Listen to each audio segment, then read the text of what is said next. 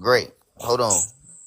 How do I put All right, hold screenshots on. up All right, here? let me. I'm How I gonna put start your time. screenshots up here? I'm gonna take you through there. All right, so I'm gonna start your time over when we do this. Okay, so go on camera. when you go on camera, you're gonna see go all the way to the end. If you got to pull a drop down on, He you need to don't get have to where you camera can see the access. title for effects. You need to see If effects. somebody with 25 followers can have camera access, he can have camera access. But he don't. I just tried. I Got can't. 48. Yeah, I know. Oh, you We can't do it. went through this yesterday. We went through this yesterday. Somebody had 25 followers. I couldn't send him an invite, but somehow, some way, he turned on his camera. You want to get to So effects and you want to get the green screen. When you get the green screen, you want to get to the man waving his hand up and either in front of the screen or with the screen on side of him. Either one of them should work. If you got to pull a drop down on, then you got to do that. But make sure you save it before you close out of it.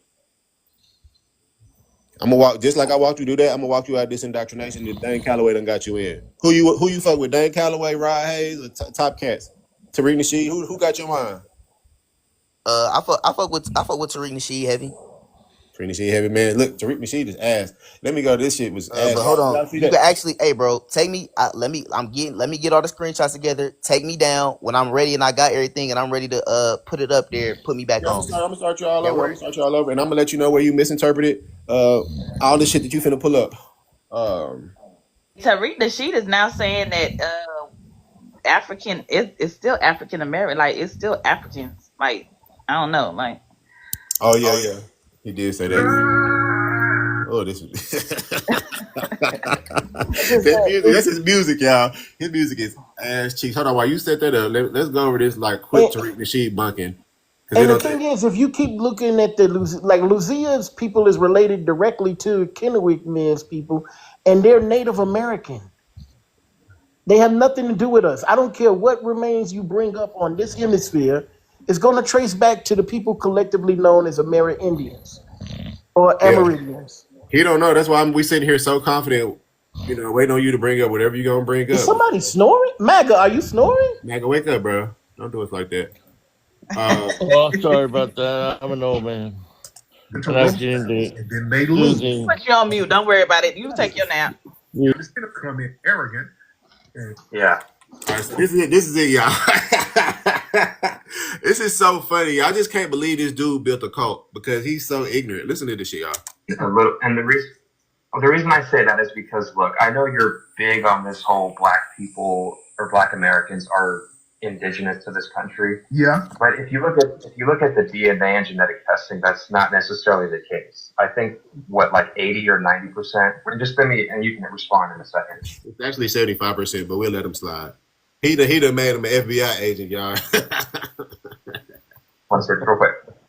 All right, just last time I checked, about 80 or 90% of Black Americans' DNA is from Africa, and the other like 10-20% is like European. So Everybody is from Africa, bro. You can't use ancestral testing. That's not real. That doesn't prove ancestry. That's already been debunked. That those DNA tests don't prove ancestry, bro. Do his thing. Thank Let you. me start it back over because Bryce interrupted y'all. Bryce interruption.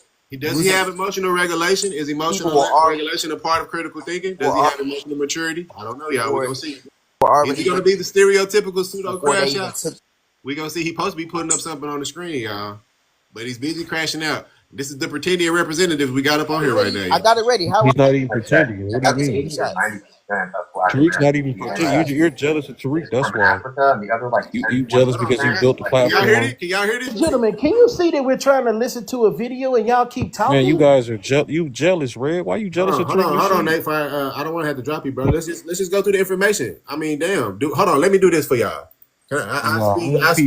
I don't know what the hell, y'all. This is European. So this notion that like Black Americans were like somehow indigenous to America is just not true. I just think that's something that's important to know. Okay, so we're all of the people who. Go ahead, sorry. Okay, so there's a great book by a colleague of mine, a brother named Chase McGee. Fuck the book. Fuck Chase McGee. He brought up biology. He brought up genetics, and just like Bryce, he deflected. How does Bryce? Don't bring up no book. In the book, statistics is not genetics, in the book, bro. I know you want to crash out. In the book, whatever book you bring up, whatever book you mention, just substantiate what the book is. The evidence is just like let me know. About a reference group is not. You don't got nothing on the screen, man. When you pull up your source on the screen, you supposed to have 2 minutes. Remember that. Pull up the source, brother. I told you. Are you having trouble? I showed you how to do it. Green screen. You know, the one with the hand up. Let's get it together, bro. You want to be a play scholar? Come on, you a poop putt Okay, right now. So, put me on. so Dunn Daughter, why You you said jealous green of Freaky screen. Sheep, bro? How Y'all, we you finna said listen. We finna listen. We finna listen. If y'all ever want to hear it, y'all hear how dumb this nigga is. Called the 19 white men who said that black people were native to the U.S. and he has so many documents. So he trying to do what Bryce do, go off the European people who came over here and describe the Native Americans as having dark skin. Duh. They're not saying that they black. I got every one of them. Verrazano say they white. Columbus say they You're gonna not play like or they you gonna black. explain to us? It's Can we hear? misinterpretation from dumb people. Can we play the video, Of all please? of these European explorers, Balboa, Pizarro, Columbus, all of these people, Nunez. Then he don't even know the man's name. He talking about Pizarro. Who the hell is Pizarro? It's Verrazano. So they would come here. Appreciate that love. All Tap the these screen. indigenous people, all of them were these people look like the same folks in Ethiopia or Africa, or they look Moorish. These are terms for black. They just kept saying it over and over. Archaeological science digs shown that there were bones here dug up and excavated that were sub-Saharan African. Hold on, y'all. Really? Sub-Saharan Africa? Yes. Luzia woman down in Brazil, one of the oldest fossils of a human in the Americas. They did a reconstruction. It's a damn black woman.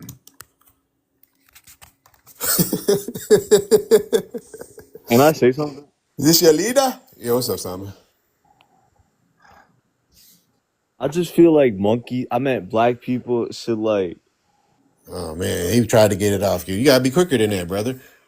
All right. We done lost our pseudos, y'all. Damn. I think the dude just watched this whole video and just tried to come with the talking points because it's literally what Tariq said. Bryce is still on the panel, as far as I can see. I don't see him on. Somebody said why they all did. Oh no, Nate is still here. I just dropped him because he won't stop talking while you was playing the video. Nate is here. Oh, okay. Well, Bryce gone for sure. And Nate's Oh shit! On my screen, it's still showing Nate. No, yeah, no, they in purgatory. I mean Bryce. I'm sorry. They in pseudo purgatory then, y'all, because they not up on the panel. Yeah, they show late. And yeah, TikTok glitching. I don't know what they got. No, I just reinvited Nate. I took Nate down because he kept talking while you was trying to show the video. But I swear to God, like my screen shows Bryce up here. Nate, why did you run when your grandma was on the screen? And when your grandma said that she was African. Nate, family. I'm gonna drop down, but thank you for letting me participate. All right, man. Appreciate you, man. Let's get some rest, brother. All right. Nate said Luzia was his grandma, so hell. That nigga read that African and dipped. Like as soon as that nigga got to African. Get people gone. That nigga cleared it. Oh man, that was funny. Hold on. I am not gonna lie. Why they always run like that though? I hopefully they can't never face the truth. Nihilism. Hopefully Bryce went to go get his info. Nah. So have we persuaded you? Prove. I'm sorry. Oh, Prove was having questions. Anyway, we're going to decide to begin with. We're just genuine questions I had. That's it. Oh, so you were just asking me those questions? Yeah. Oh, okay. Okay. I thought you was. No. No, but Red, like generally, like people are out here getting finessed, bro. Like everybody. They are. You know, people ask me, right? So, like, to common people that are not on TikTok or not familiar with this phenomenon, they ask me all the time, why would you waste your time? What does it matter to you? This and that, blah, blah, blah. And off rip, it seems like, yeah, you are wasting your time. But when I came to TikTok and when I started noticing you got these pseudos out here, they get unsuspecting people that are not aware of it, right? Impressionable people, and they try to convert them. What I noticed pseudos that I've seen Pitstool. What do you consider impressionable people, though? Sorry? Who do you consider people to be impressionable? I mean, it depends. I mean, okay, so I'll give you an example of one, and I give this example all the time. I seen like a teenage Gullah Geechee young man, right? And I learned more about the Gullah Geechee on TikTok than I learned in my entire life. And I was stationed and worked with people from Gullah Geechee. I thought Geechee was synonymous with just country when I was in the army. Cause I used to hear drill sergeants and senior NCOs say, "Hey, look at that Geechee boy right there." But with that said, I learned a whole lot about the Gullah Geechee culture on TikTok and learned what it was about, and it was directly coming out of Africa, right? So once I learned these things, I'm like, wow. So, but then what I noticed one day, there was a Gullah Geechee young man, knew his entire history. Say, we still speak a dialect that derives from African culture, and we do African things still. We still have African in our culture.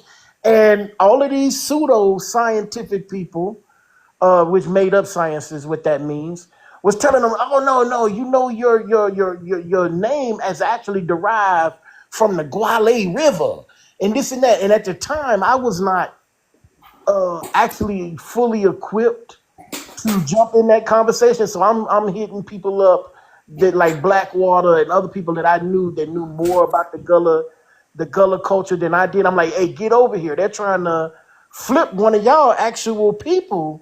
And so youth can be people that they target. The poorly educated can be targeted. The elderly, the older people, which also can sometimes be synonymous with poorly educated. But don't get me wrong, because I've met the highly educated, and I ain't gonna say highly educated people that have attended institutions of learning that can be persuaded. But these can be for various reasons, many various reasons, and I call it post-traumatic slave disorder. A lot of people do actually. The unwillingness to accept that you come from a history that is not to some that does not seem glorious. Not to me, because the fact that my ancestors made it through that is absolutely signs of strength and perseverance. And thank God for them, because if they had not made it through what they went through, we would not be here on this side. But yeah, as far as impressionable, that can vary. Okay, I see. Yeah. Yeah, it's out here, man. Like I said, I went back to the city and like 3 or 4 of my partners, they was mentioning it just, and I was like, dang, man, I'm gonna have to turn to the Don Dot in here. But would you agree that it's only like a small minority, like a very small minority? Yes, I would, but they're loud and they're spreading. Like when I started hearing, like we have to tap into this community we have as global diasporic Africans, but especially as African Americans. We have educators on this app. And I used to say that all the time. This is a loud minority that's only on the internet. But unchecked, this is growing. I've heard educators on this app say that some of their students are saying this. And what I fear one day is what's going to happen is you're going to have pretendian parents coming in to school systems Looking at the teachers and stuff. snapping on teachers, talking about, "Don't be teaching my kids that they came from Africa," or wanting to impose their pseudo history on we're actually indigenous. You better start telling them that. So I mean, I hear educators saying that this stuff is pouring over into real life. No, it's definitely real. Very real. They talking about me. I'm talking about my partner said engine. He said engine. Hey, I got a homeboy in real life. Like I keep it short with him, because we friends, and sometimes we do business. But I mean, he walking around with shirts all the time talking about what is he? He's a a child of Judah or something like that. Yeah.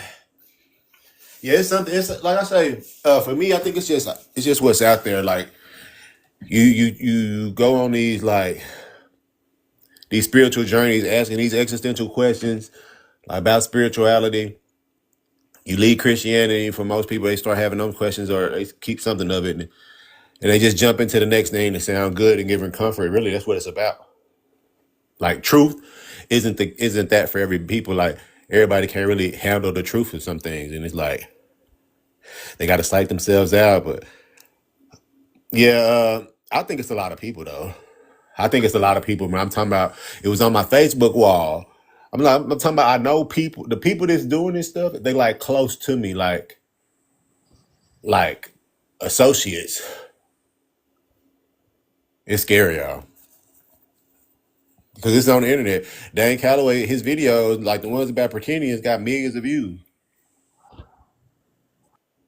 These videos, the views that I see on It's here. so easy. It's so easy. Like a couple of years back when I was just getting my toes wet in this arena. I ain't gonna say his name because me and him still cool on here now. He said, what did he say? Oh, he's like, give me the information. And I was like, man, it's at your fingertips. I mean, I'm like, we're at in the point in history where knowledge is literally at your fingertips. And he said to me, this is why I like Earth Speaks better than y'all. Because Earth Speaks gives it to me. No didn't. Say, bro, I had one of my little young, he was like, I considered him an apprentice, bro, because he kept on like, hey, educate me on this, sending me videos, I run them down. But I've been told him, I say, bro, I done gave you the method. You ain't gotta come to me no more. You got the method now. And he just like, he said something, but one time I said, bro, he sent me some crazy stuff. I said, bro, I give up. I said, I give up. I said, go be pseudo, bro. He said, bro, he said, but you don't teach. He said, you just be killing shit. I said, bro, okay, so like I'm not, people be really wanting to fall behind somebody. That's really what it is. They really want to be led and be lazy and just be able to be part of something. They don't want to have to be, in the forefront. They don't want to have to do no labor. They don't want to have to think. They think they bad bitches, man. Yeah, y'all ain't bad. Y'all have to do some work. They told that they was never slaves. That I was just discussing this with OH and Joe. Who else was up there? And Savage. We was just discussing this. They all like these pseudos. They'll be in one panel. Like if I go into a room and they don't know this is me, and I just sit in the cut, you'll have your Hebrew Israelite, you have your Pretendian, you have your whatever else. None of them are on the same wavelength. None of them are on the same page of music. Only thing that they have in common is that they don't want to be African. Yeah. They don't come from the same place. They have different delusions about how they came to be. One of them was FBA would be in there too. One of them was indigenous to the Americas. One of them, I originally came from Africa, but we ain't African no longer, and we too far removed from that. We didn't transformed to something different. The other one, we was Moors. Wait a minute. So Moors weren't originally. None of y'all have the same philosophy. Only thing you guys have in common is that you don't want to be associated with Africa. Yeah, because they don't beef with each other. No, they unite. Very rarely they get into it. Well, you know what it is, and I've seen it on our panels too, and I've seen it on African panels.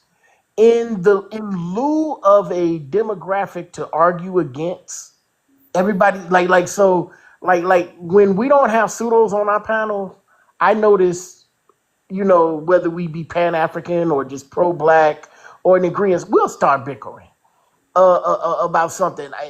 But I've noticed when they don't have an African to talk about or a Pan-African to talk about, they start bickering amongst each other eventually.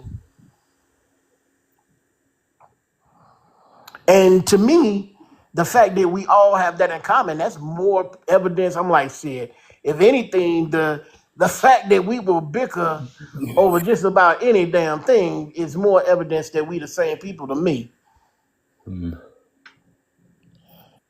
Australia on the map is wrong. It's a black country. Us indigenous are black people. So the thing is, everybody wants to go to darker complected people. Indigenous Australians are only referred to as black because Europeans seen Africans first, and by the time they saw the Negrito, the Polynesian, the indigenous Australian, they thought that those people looked similar to Africans, so they called them also black. And out of respect to African descendant blacks, I'm sorry, the indigenous people of Australia spell their black different because they also realize that they're different. The difference between us and them, they are black by what Europeans say, right? But they're not African. We happen to be distinctly different because there are people that are African that are not black, like some of the North Africans or the Afrikaners. They are African because they migrated there and they're not black. But we have the distinction of being black and African. That's the one thing, because black is synonymous with African. Yeah, and let us know if it's a confusing. Because I see, man, too often it just gets mistaken. If I can if y'all need me to pull it up, I can pull it up. The different spelling is BLAK. And like I said earlier, when I looked into the Oxford English Dictionary, it says it got 47 different definitions for the word, different applications, different adjectives. So I know y'all want to conflate it to mean what y'all want it to mean, but when we talking about us, black people, the self-designated black people, actually, I think we self-designated before the Australians self-designated. Let me go ahead and look it up because I'm not entirely sure. Yeah, we've always been calling ourselves. I mean, even in indigenous tongues in Africa, we've been referring to ourselves as black. But once brought to the Americas, especially, I mean, from what I know of the colonies, the United States, the white tea people was referred because we learned English from them. So they referred to us as black, as Guinea men, as Africans. They've always known who we were. And the thing is that the notion that these pseudos want us to believe is that Europeans came here because they claim that we use white tea knowledge and this and that. How do the Native Americans through all the G side, all of the boarding schools, all of this tragedy, maintain indigenous languages, indigenous practices, and all of this indigeneity? But the European took this other indigenous group. I'm doing air quotes because you can't see me. This other indigenous group, black group, and totally men in black wiped their mind and convinced them that they were from a totally different continent. How did they do that? Man, I wish somebody would come up in here and answer that, because you got one pseudo grifter. His name is BDL1014. He says that it's some type of spell was put on the black people, and it kind of gets into a biblical narrative for not believing, for not doing right by God, or some Atlantis narrative by being too arrogant. They get creepy and spooky with it. But this is the black BLAK Australian indigenous. Look right here, a black man. I haven't even went to this one, but let's go to Sense 3, what a black man is. Here we go. Belonging to or descended from any of the various Africa, we know where Africa is, right? Then it gets into the Aboriginal. This is the other use we just went into. Ethnic group, which typically have dark pigmentation of the skin.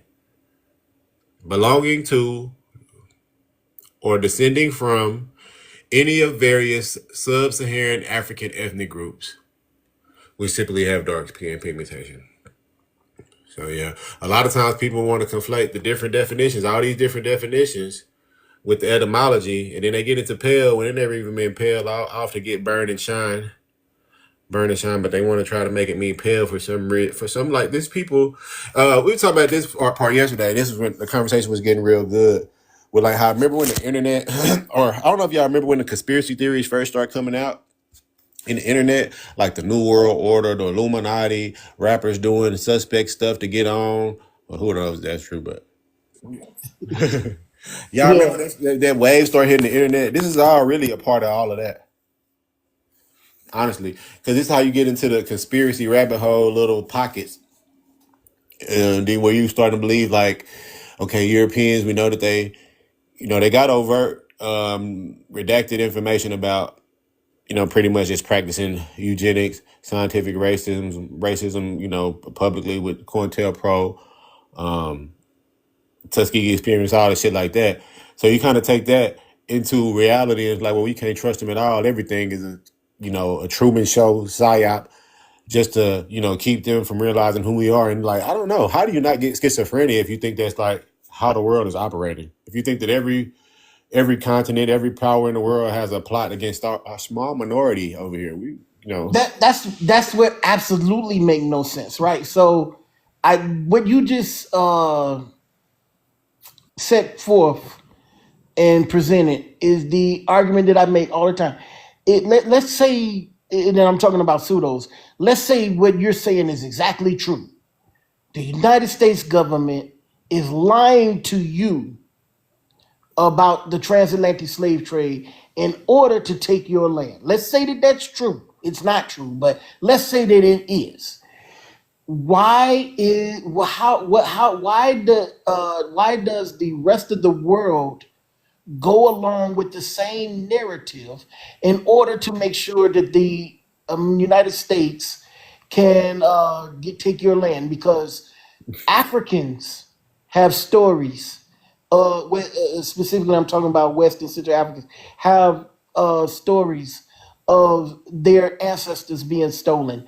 They have stories of even some of the kingdoms participating in the transatlantic slave trade. Why? And this is the same thing that what don't make no sense. The same people that saying that we didn't come from Africa are also saying that they sold us. You got to make up your mind at some point. You got to make up your mind at some point. But why would Africans lie about this story in order to make sure that America can take your land? The Portuguese have documents and that can support the transatlantic slave trade and Africans being transported from Africa to the Americas. How do the Portuguese, the Spanish, the English, the French, the Dutch, the church, the Belgium, the Turks, the insurance companies. Yes, all of these companies have plethora of documents and history. Lloyd's of London, one of the big insurance companies, having history in the transatlantic slave trade, insuring Africans as cargo, insuring the slave vessels, paying out to slave owners and ship owners on these claims. All of these documents, how do all of these entities have information on it just so America can steal? Now remember, let's come back to America. Remember, we make up 13 to 14% of the American population. And of that 13 to 14%, about 0.1% is, I do believe, Caribbean people. And I do believe another 0.1, somewhere around there, is African. So not a large enough number to even worry about the percentages Africans and Caribbeans. But so we're saying less than 14%, maybe less than 13% of the American population is being hated on by the entire world so that America could take 13% of the land, 13% of the people's land. Why would the entire world participate in that? How would that benefit the rest of the world? Mari, we're not Africans. Africans weren't enslaved in the trans. Okay, yeah, they were, but okay. The So that Bible. makes no sense. There's too much evidence of it. Oh, and evaluate. I didn't forget your question about the trade. You asked, is it possible that they could trade? The thing is there has to be evidence of everything. So whether it be trade or the story of Mansa Musa possibly making it to the Americas, there has to be evidence of that. So then we have to say, where's the evidence of why don't indigenous people in any parts of the Americas have Malian DNA? If we're going by the Mansa Musa story, if we go by just trade, did these people trade and not bring any of their? What did they trade? Why are there no signs of African things here prior to Columbus? Like, Right. I was just asking because he was so adamant that we had been here like prior to Columbus. no. So I I'm know you were like, just asking okay, about the what are possibility, and I'm right? only Just because he indicating that wouldn't there has to stop be saying that we were like evidence. born here. I don't know. Yeah, I was just indicating that there has to be evidence of the possibility. But the reason I tell you this is because I'm coming to find out, even those of us that's on the side of the truth, at one point thought these things. So I'm going to do a self-admittal right now, right? I, up until a couple of years ago, was still saying that Africans circumnavigated the globe. Now, I was saying that without any evidence at all, just my personal feelings and aspirations for my people. The truth of the matter is there evidence of Africans traveling all over the globe? No. Some of it, yes. Some Africans not traveled to places like Spain and Europe, but the entire world did not know of the Western Hemisphere. The Europeans, the Asians, the Africans, none of them knew of this Western Hemisphere. This is why it's called the New World, even though these pseudos will try to convince you that it's the old world, but it's not.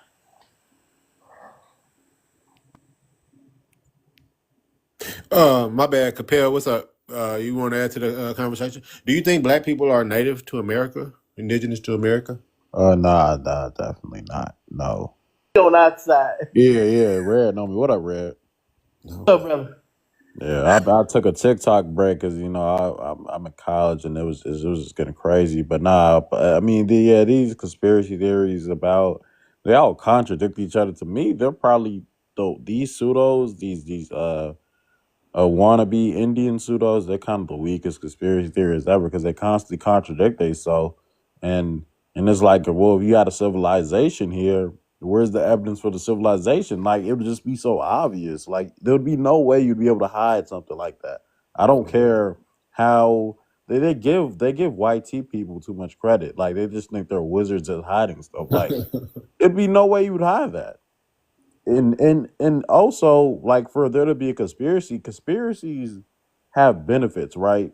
Nobody's gonna do anything without no like instant gain or gratification. They get nothing out of lying to you where they got you from. It's just silly. It don't put any more money in their pocket. It didn't bring them any more money during slavery. Like, why would they lie about where they got you from? It's like, oh, they want to control history. Why? Why? I mean, yeah, they're sure they want to control history, but they don't have to do that much lying because they're still in power. Why would I lie about something and I'm already in control? I don't need to lie at that point. Yeah. You know who lies? People like y'all who don't got no power. Hey, quick sidebar. Evaluate, are you new to TikTok? Yeah. Okay, so if you want to direct your comment directly at somebody, hold their name and then hit the @ sign, then type your comment because I can tell like you're talking to someone, but nobody knows who you're talking to. Oh. I love that. Sorry. Yeah, hold it down. It'll pop up. Yeah, hit the at for sure. Yeah, yeah. Sorry, I'm not used to arguing with people on the internet. Nah, yeah. I'm just steady reading on these definitions of black, man. I don't know how they get confused. It's just they want to be confused. They want to fight. Oh, did y'all see the we know the truth? Did you see his cult meeting up at the Etowah Mounds? Mm-hmm. Yep. Seen him and they're meeting up. He built different. His head made me think he was gonna be like a bigger built dude. He kind of a small, bad built dude. But yeah, they meeting up at the Etowah Mounds.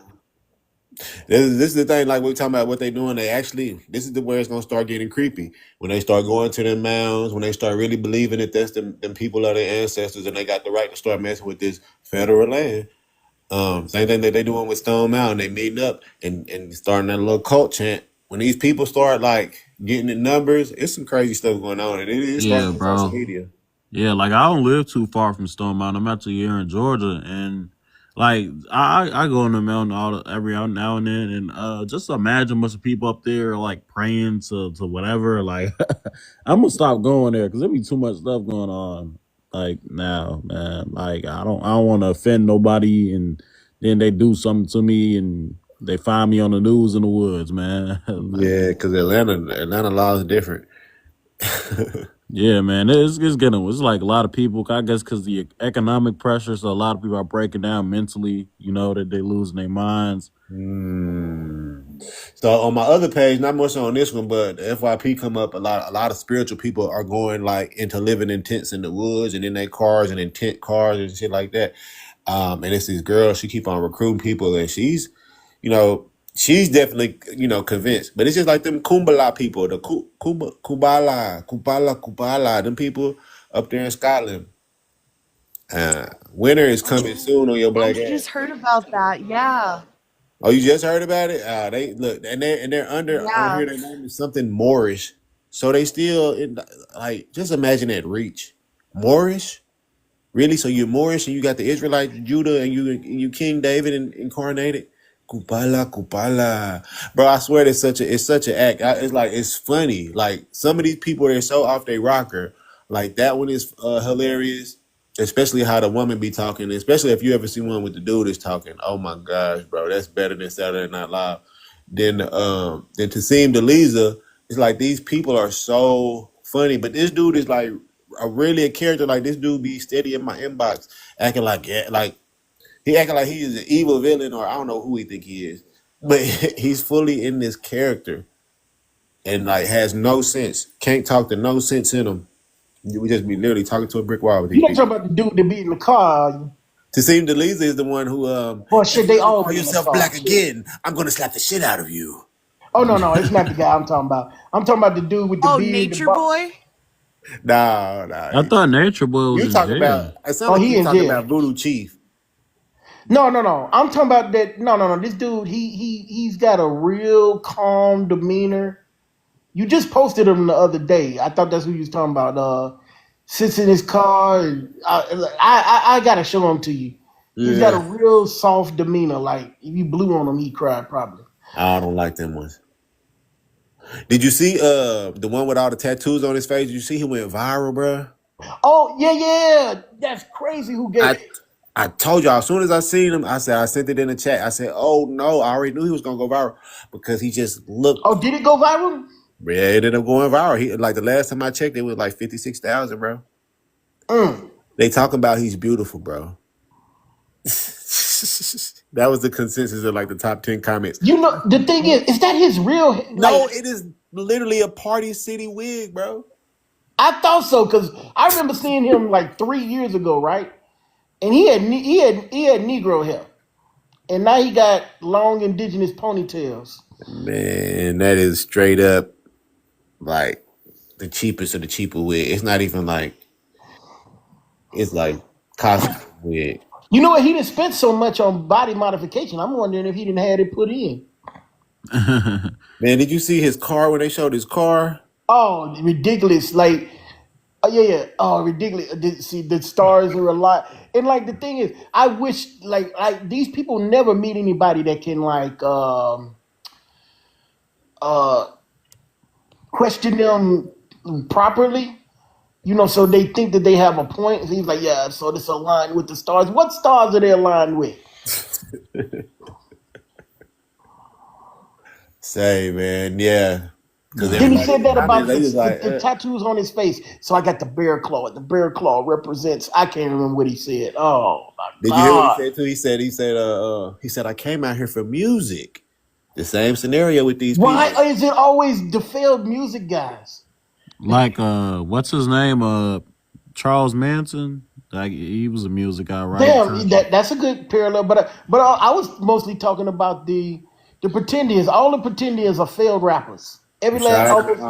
Jim Jones was also a failed No, I think it is a musician as good well. parallel because we're like I think it's associated with like narcissistic personality disorder. Yeah, a lot of narcissists try to be like celebrities, and because you got a sense of self importance, so right. So Who did you just mention? Evaluate. Jim Jones. Jim Jones. Jim Jones started out as a musician too. I think he had a musical background. Yeah, he used to like make them sit there and he's played. I Oh think he was yeah, the I did see guitar. that in that made for was that a made for TV movie? I think it was. I can't be 100% sure. I think I watched it on a documentary on like Yeah, I YouTube, think like I did some see lady that. going He over used to it. make them sit and listen to. BlackFirst Yeah, said Dr. York yeah. He was like made a few songs too. Dr. York made some little music back then. Oh, he made some soul music. let me It's see if I got this always the picture. failed musician. Man, I had a picture of Dr. York up when that dude tried to compare him to. Did y'all see that dude compare Dr. York to Big Daddy Kane, y'all? Oh, with what was that numerology? With gematria. Gematria. He's like, Oh my goodness, y'all. I wonder if Kane has seen that. Like, come on, Kane, stop playing. I be tagging everybody. I be tagging their ass. I be wanting to see it. Big Daddy Kane, look what he doing to you. Kane, he like, come on, Kane. Come on, Kane. We know you Malachi Z. York. We did the numbers. Hey man, that was funny because like he was dead ass serious too. I went into his page. He's really like that. They on that gematria Kabbalah shit, man. But no, even that, I remember. Like this is all the way, man. I don't, bro. I can't even tell you how old long ago, bro. Bro, like over about 20 years ago, my partner thought he was on some deep shit. He was on had the Kabbalah open, and I just remember something. Angelina Jolie was studying this. I don't know. Somebody picked it up, the Kabbalah. Like what, y'all? What up, We though, didn't y'all? taught Good morning. we didn't taught evaluate how to at somebody. She didn't added her ass off for the Stop. past 5 minutes. Just you know what? Here we go. I did it a couple times prior, but then I was like getting frustrated. I was trying to type, and I'm like, "Fuck it, she'll know. She'll know. She'll know it's for her." A set of mystical doctrines received in antiquity and passed on in small circles. Literally something received in Jewish mysticism. It's Kabbalah, Gematria. Hey, did you see what Harps just said? Uh-uh. The dude that we were talking about, he Some of said the some face of the tattoo version. face tattoos are designs that only women wear among the Anape. No. Okay, yeah, so yeah, I mean, he says he's from Louisiana. He's from Louisiana, man. I don't know. So I bet he's claiming what did they claim down there? Cato or there's another one. I never even asked what he claimed. Chickamauga, Maga, one of them. Oh, But Chichimasha? yeah, that's Beef Raw. You know, that was her New Orleans tribe. So I You know a never lot of them said, claim to be Cato coming out of there. bro. Tell me why I never caught Beef Raw slipping, giving any knowledge at all one time. Never seen her drop no gems, no pretending knowledge, nothing. Just a big mouth. Being from Louisiana and saying you're not African is wild, considering the history. Like, have Creoles in my family, so I always try to make this distinction that I'm not Creole, and I even called my uncle, so I'm 50. My uncle has to be like 60 something, going on 70. And when he explained, and this is an uncle that married into my family too. When I was in my less than teen years, he explained to me what a Creole was, and to be Creole, the way he described it to me, you had to be of African descent. And he was like, you could be black and part native, black and part French, or black part native and French, this and that. And now what I gather online, these new Creoles, and you couldn't be white tea. The white tea people were the Cajuns. Were the Cajuns. That was the distinction that I knew growing up. And even when I went over to VA the other day, and there's a woman from Louisiana about my age. She understands it the same way that I understand it, right? And like these new Creoles are saying that Creole just means that you were living in Louisiana prior to what do they say, black? Prior to what? 1807 or something like that, after the Louisiana Purchase, or right Yeah, before, or or something like prior to the Louisiana Purchase or something like that. That's not. I told that to my uncle, and this whole phenomenon. Because like real life people don't know about this. I told like my mom, my uncle. I tell them about the people online claiming to be indigenous, and then I told my uncle about how they describe Creoles and Cajuns, and he was like, "These people crazy." our reality. To me, it seemed like it's more of a southern thing, but it's making its way to the Midwest and northern parts of the country. But I come to the conclusion that is because it's all out of ignorance.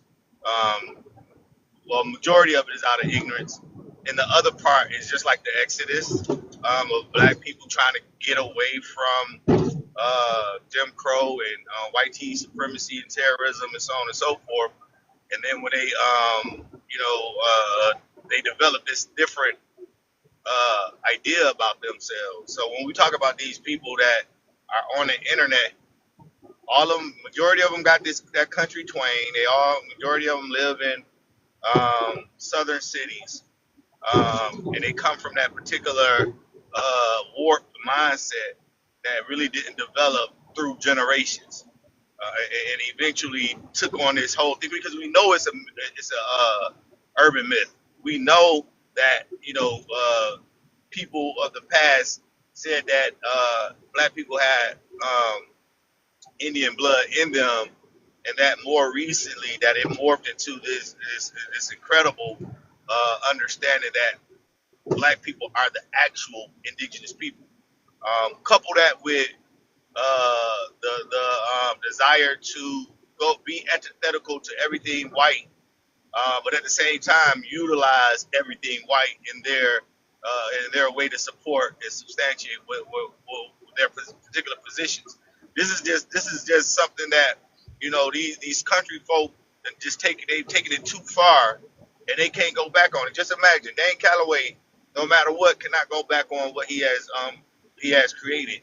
I was listening to something about Charlie Kirk. Black Authority was giving this thing about Charlie Kirk, and he made a statement about lying becoming a part of this warfare. That lying propaganda is a part of a particular warfare. Although, be it, I'm not looking at these Negropeans as if we're having a war with them. But as far as information is concerned, the truth about history and science, it is a war. But therefore, they're able to go out here and lie every day, all day, every day. Just lie about every goddamn thing, man. It just really confuses me to the point where it's like, how can y'all come up with all these lies on a regular basis, but none of it pans out? Absolutely none of it pans out. You get a hold of what you call her, Amaru Dallin. And that's another thing, man. I know, like Oh I was yeah, saying, y'all, I got people in my Amaru. He come out of DISD. And man, like I tell you, I got about literally 5 people, associates that I know. I came back in town. They on this pseudo stuff, and it just randomly pop up. You got a hold of them? yeah. So again, now I go on his live yesterday because again, he wants to talk about how evolution is fake. He's, again, what he tries to do is beat a dead horse. So of course, I'm kicking his butt. OHM gets up there and kicks his butt. He drops us off the panel, kicks us off the panel, muting OHF left and right. You know what I'm saying? Because he doesn't want his lie to be exposed in front of his 10 people that's usually on his chat. But the thing with Amaru Dallas again is that he's a perpetual liar. I mean, it's just something in his spirit that won't allow him to be a truth teller, and even to the point where he tries to invoke scientific racism, something that happened in yesteryear, but to a degree has been corrected by science because they don't use craniometry. What's that? Craniometry in order Curiosity. to, tell the races of people anymore. So they corrected that. They, in some instances, it's still used to just take measurements of different skulls, right? But he's trying to appeal to that emotion of people and invoke that white supremacy. But he has no. I asked him yesterday. Well, what's the alternative? Okay, if evolution is fake, how did man develop? I don't know. Well, okay, but so you're so right. You're so against it, but you don't have anything to replace it, or even to to say, hey, here's a different alternate thought process that we could critique and do more research on, and other people have already done this research. But no, he can't do that, bro, and that's why I says he's a very disingenuous person, and then to tote himself as this goat of of, um, of research on TikTok. I call him the GWOAT, the greatest wannabe of all time, because you want to be a Jacobite, you want to be a Huguenot, you want to be whatever Tuscarorean, Chickasaw, Cherokee, indigenous person, but yet you have nothing to substantiate anything that you're saying, and that's the bad part, man. I can't imagine myself walking the earth, acting like this, bro, or just trying to go out here and deceive people in such an ignorant ass way, and then pound my chest like I'm a silverback gorilla that I'm really doing something. You know what I mean? You know what you just said reminded me of? I had a family member one time, right? That basically was insulting me because I had continuous employment. And they were basically saying, you a sucker because I played a system. And the way they considered themselves playing the system was that, and it was ridiculous to me, that they worked, right? But they can only work so many hours because after so many hours, you can't receive public assistance. And so they considered this playing the system. But when I watched the amount of math that had to be done, wait a minute, we can't work this day, we can't work that day. I was like, you might as well, as much work as you put in to avoid work, to scam the system, you might as well have put in actual 40 hours this week and just got paid more than you would have got paid from both public assistance and trying to stay up under a set amount of hours. So, like what you just said, trying to prove that you were the Tuscarora, the Huguenots, and all of this, that's more work to be in than what you actually are, and that is of African descent. Facts, It takes facts, no facts. work to be of African descent because that's what you are. But to do all of this tumbling and acrobats and putting my leg behind my neck to become all of these other things is just weird. I mean, absolutely, bro, and that's what I'm saying is like, you know, what are you gonna get out of this? You know what I'm saying? I mean, and another part to it is that a lot of these people are willing to unalive on their shields in respects to a outright lie. You know, I mean, what is that saying about your ability to uh, be a rational person, that you are willing? I mean, some of these people on YouTube are calling for a actual physical confrontation between African Americans and Indians. You know what I'm saying? Or this, you know, the quote unquote Indians. You know what I'm saying? And they have nothing to do with being Indians, bro. And it's just baffling, man, that people are willing to take these lies and live them, and then even go as far as, you know, trying to say that they're willing to unalive for it. You know, I mean, it's amazing, bro. I just be so embarrassed. Like that's why, like when I had a conversation, I try to tell like the pseudos, I'm like, look, if you want to prove your indigeneity to America, we shouldn't have to bring up the Native American, we shouldn't have to bring up the African, and we shouldn't have to bring up the African American. We don't need to talk about Jesse Jackson. All we need to do is talk about how you're indigenous, because they'll talk about everything else but that, right? But the other reason why I do that is because I find it so embarrassing to listen to my people tell another demographic people that they are not the true indigenous people of the land. Like I've heard to hear somebody say, "Hey, yeah, you Siberian, you ain't from here, and we gonna show y'all." I'm just like, oh my god, this is kinfolk too. Oh my god, like It is. But you know how Mama used to say, you know, Mama tell us to act right because we got company. But then you go out here, you know, and then when you're in the public, you better act a particular way. You know what I'm saying?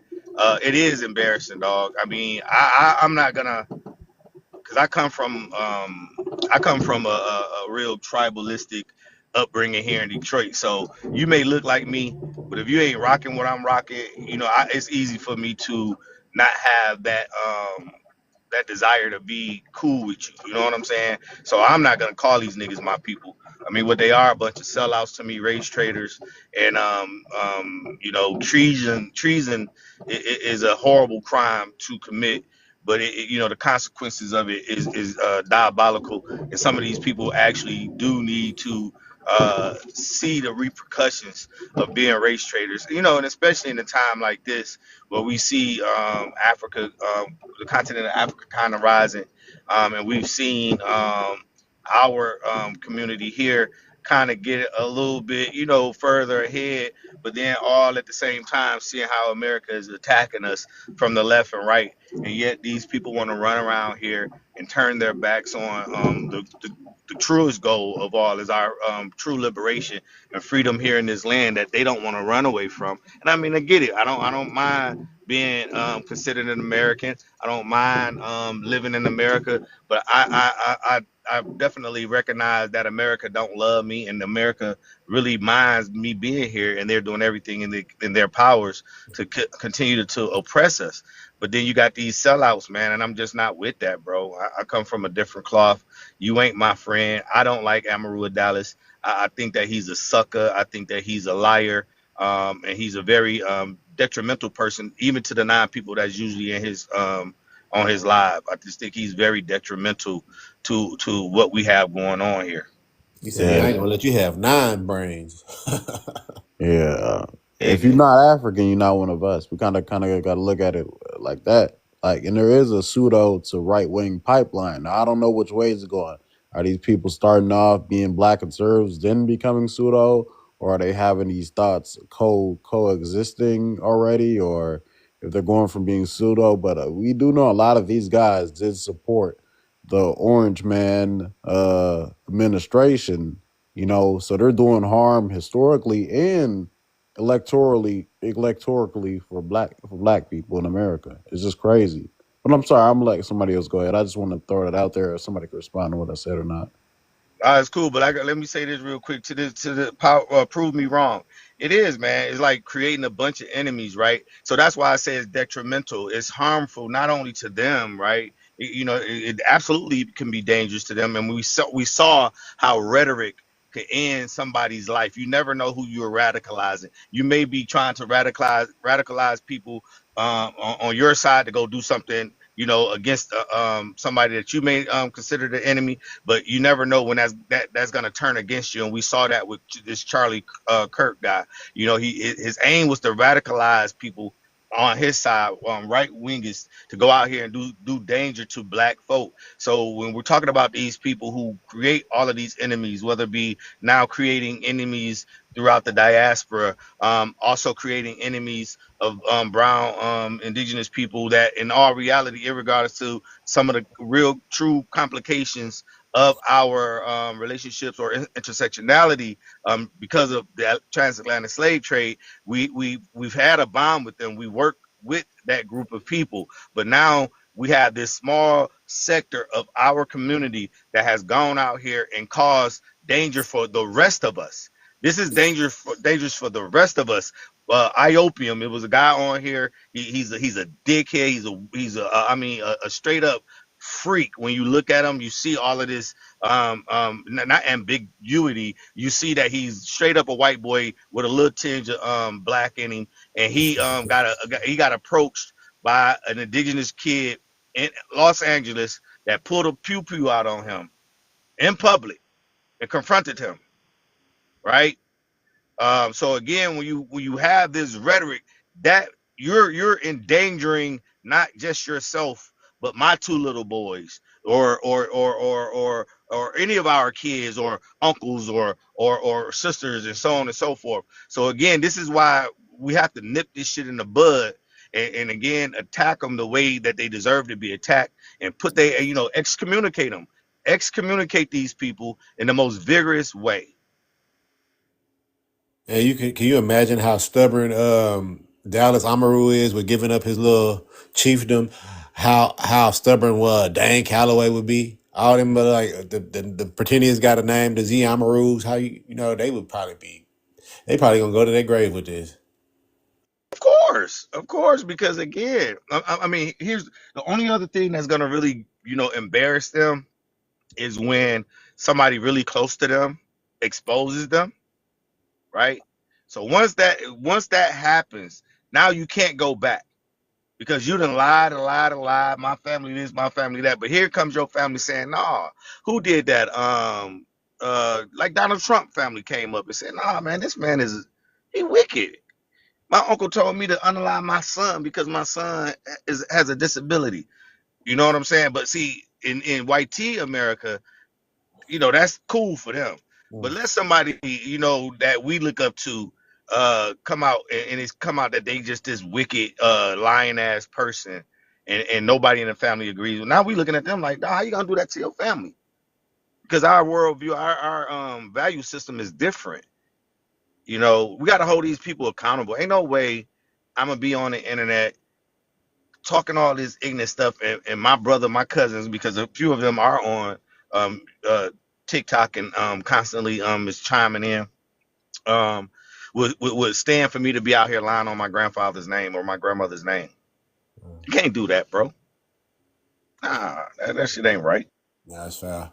It's crazy. A lot of some of them are putting their family members on, and their family members ain't saying what they.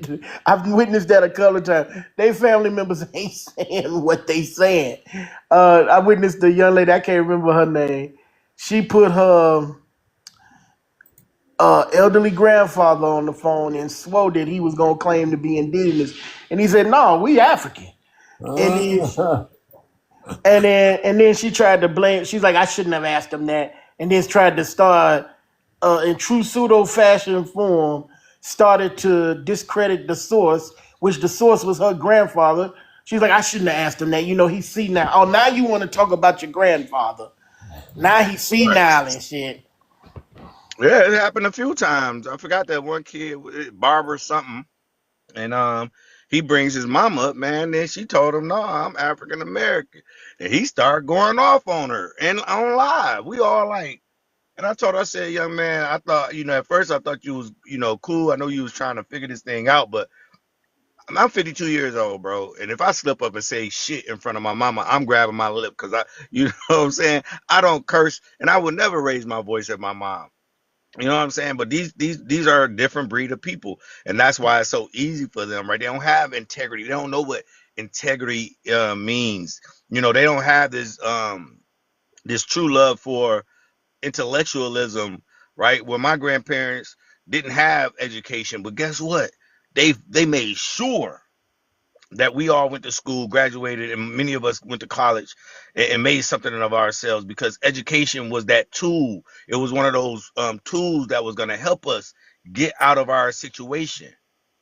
But yet these people don't have no respect and appreciation for it. And like I say, they are really anti-education because according to them, it's all coming from the white man. But yet they lap dogs for the white man. I mean, it's just a it's just a crazy way to live, in my Yeah, opinion, man. I all they couldn't do it, pseudo bro. sources are from white tea people. That's been killing me. I'd be like, all right, well then who's writing your sources? And then it'd be like racist dudes from the 18th century. Like, come on now. Yeah, somebody sent me a list of names earlier. I'm like, bruh, don't spam me nobody names. If this is your source, then go into the evidence of the source. Don't just be. I hate when they just broadly present a book like that's gonna substantiate something. It never does, but that's Amaru Dallas all day, right? He goes out here and get uh, the unforbidden archaeology. Once you start reading in the book, you already thrown off because they talking about human beings being around for 2 billion years, right? So you know it's pseudo out the gate. Then you say, okay, well, let me look up the author and see, you know, what's his credentials for one, and then what is his, you know, worldview. I mean, this guy is into some physics shit that is beyond, you know, the natural scope of thinking of a regular person. I mean, this is like made up extraterrestrial. Then that beta, whatever that other beta thing I was telling you about, Gandada. Yeah. You know, and these beliefs of Hinduism, you know, we got it's just a touch of all of this creationism. All of this stuff is a part of it. But it was one guy, his name Uncle Leroy on here, but I know him for years as Cash on YouTube. And one of the sweetest quotes I ever heard was behind every black pseudo is a white pseudo. Yeah, I heard that And, before too. yeah, and it never fails when we go and vet the author, not just the source in and of itself, but the author, then we find out these very extreme point of views and beliefs that they again talented in order to put together a book and put this information out here, but yet it is stuff that is so far-fetched that nobody in science, nobody in history ever supports. It's another thing. Last point right here. When we talking about evolution here, and I've been arguing about evolution lately. I showed him a source from the Pew Research Center where over 120,000 scientists supports the out of Africa theory. Now, this is just this small survey. So he wants to go with the 2% because it was 98%. What's the word I'm looking for? Anthropologists. 98% of the anthropologists support the evolutionary theory, and 99% of scientific researchers support evolution, and they like to go and get those that 1 or 2% and think that this is something, you know, groundbreaking. No, the 99 vetted the 1 or 2%. That's why they the 1 or 2%. This Dog, is wild. I just came from Instagram, and I don't know if it's because the phones be listening, but I did 3 swipes to see what was going on. Took me right to that the photographer Dandada. And the thing is, I follow Malik, right? Malik is a photographer out of Chicago. I didn't know that's who it was till I just now. And one of the comments said, thank the gods he was sent to California to spread the word. All praises be to Queen Khalifa.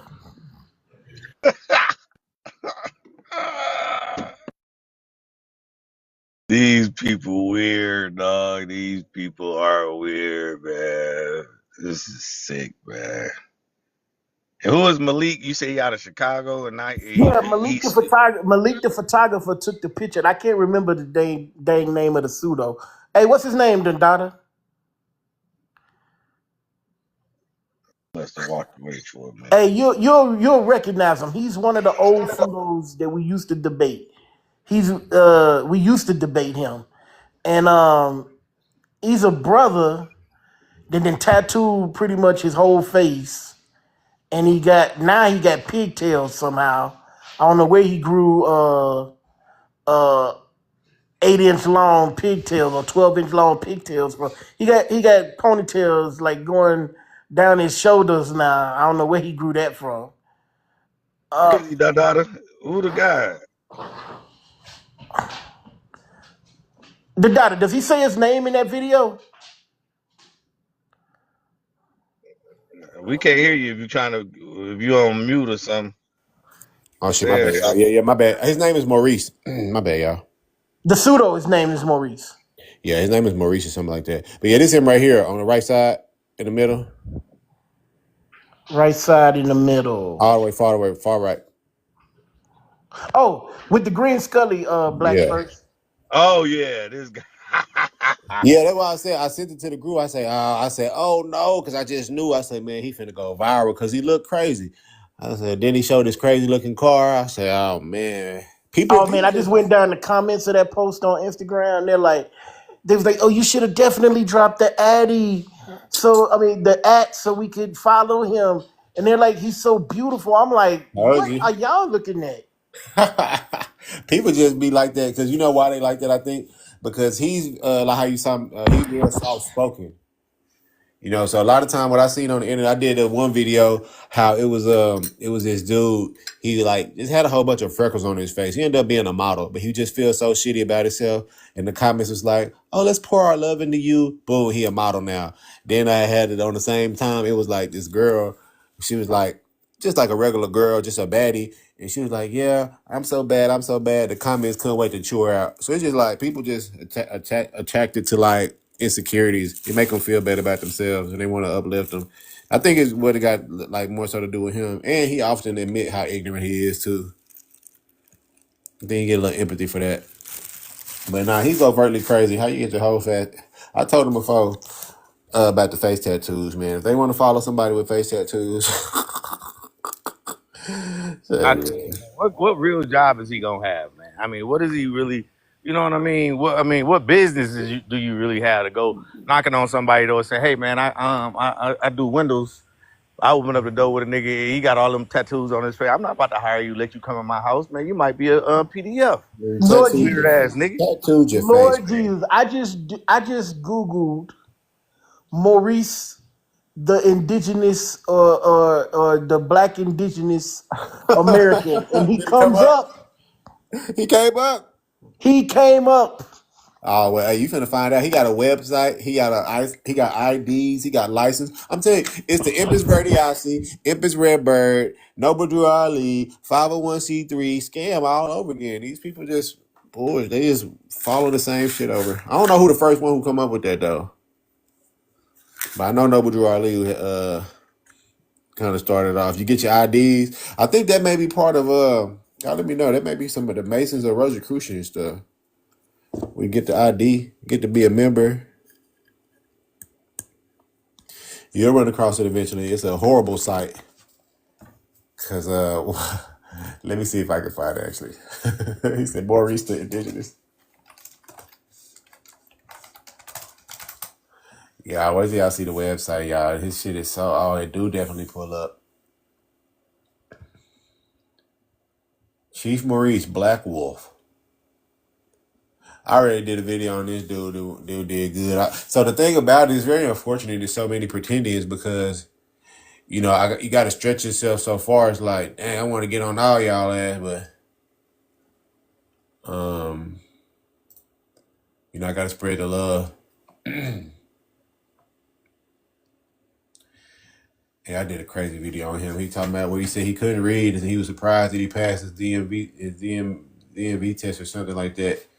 He did it off the pictures. Oh yeah, he went viral. Now he went up. He got 30,000 followers, y'all. Fuck. Bro, I can't believe y'all think this dude real hair. He never takes the Scully off once, y'all.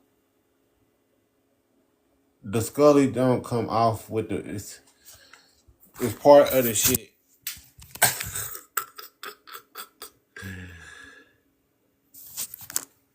Oh my goodness, y'all. We got a good clip of it there. Oh, he don't even care no more. He's showing it. Look at this shit, y'all. Y'all think this is her, man? Stop it. The Scully do not come off. If I seen him in public, I'm grabbing that Scully. I'm saying, hey, record this. Grab that Scully. Oh, shit. Hold on. I got him out with the Scully off, y'all. Ladies, let me know. I don't know, y'all. Is that his hair? Stop it. Ladies, let me know what's going on. Y'all, let me know the details. I don't know. Did he just shit on me? Hey, can we get the nose? That looks man. I ain't no lady, but that shit look fake as hell, bro. That looks fake. It's something about this part, right? Ladies, hey, evaluate. Where you at? We gotta get the ladies It up don't here. look like tracks. Prove me wrong. Get back up here. Like, Look like hood rat tracks. Hood rat tracks is that. Hey, I don't know, bro. I don't know. I need the lady's opinion. It's the only time he ever took it off. So it's not like track. yeah, if you go to his like, okay, so did you Google it like I told you? What his name though? I did, but this came up. His Instagram came up. Okay, so on his Instagram, he also got a hold on. He's got a on. If you go a couple of more down on his Instagram, he's got another one with a bandana on, facing the back of a mirror. Now I can't. That's what I was looking. You see the one with the bandana? Oh, let me see. So he's got the front showing and the back showing in the back of a mirror. Oh, that man You see it from both sides, but it's on his Instagram. So is this the one called the men? Something? I can't read what that says. You're on the right one. The men are Canadian. I can't tell what that says. The men are Canadian. I must have went too far. Hold on, I gotta start over. He got all this goddamn content, man. What the? And you know what I just found out? That going to Instagram, people that I know follow this guy. I'm about to get on their ass. Damn, I told you, it's really real out here. So you can see at the top, like at the top of his profile, do anybody you know follow him? Oh, which one? This one? Yeah, that one. I almost missed it again.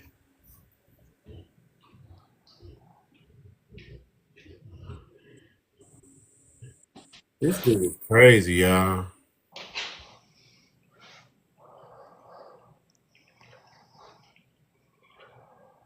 Hold on. What's wrong with him mentally? You gotta see. He got a website, y'all. This is the part I wanted to see. Shit.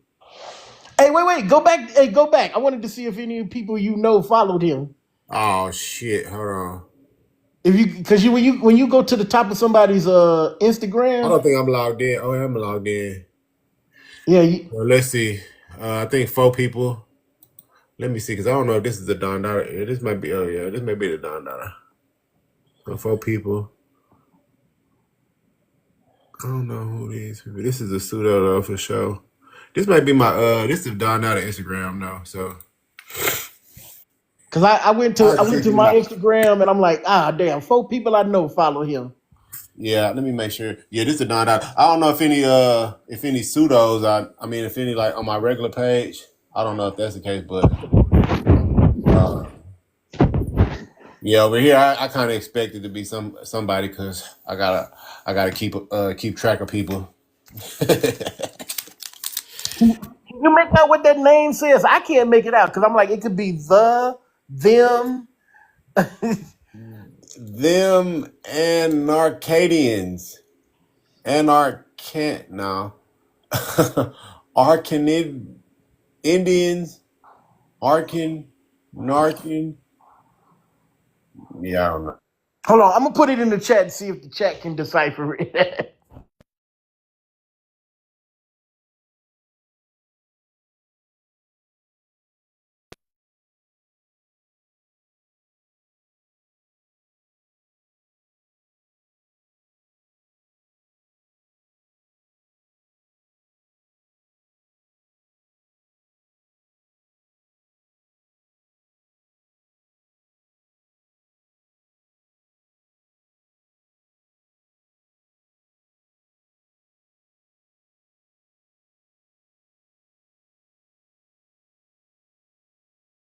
Okay, there, chat. Can y'all decipher what that is? The men Arcadians.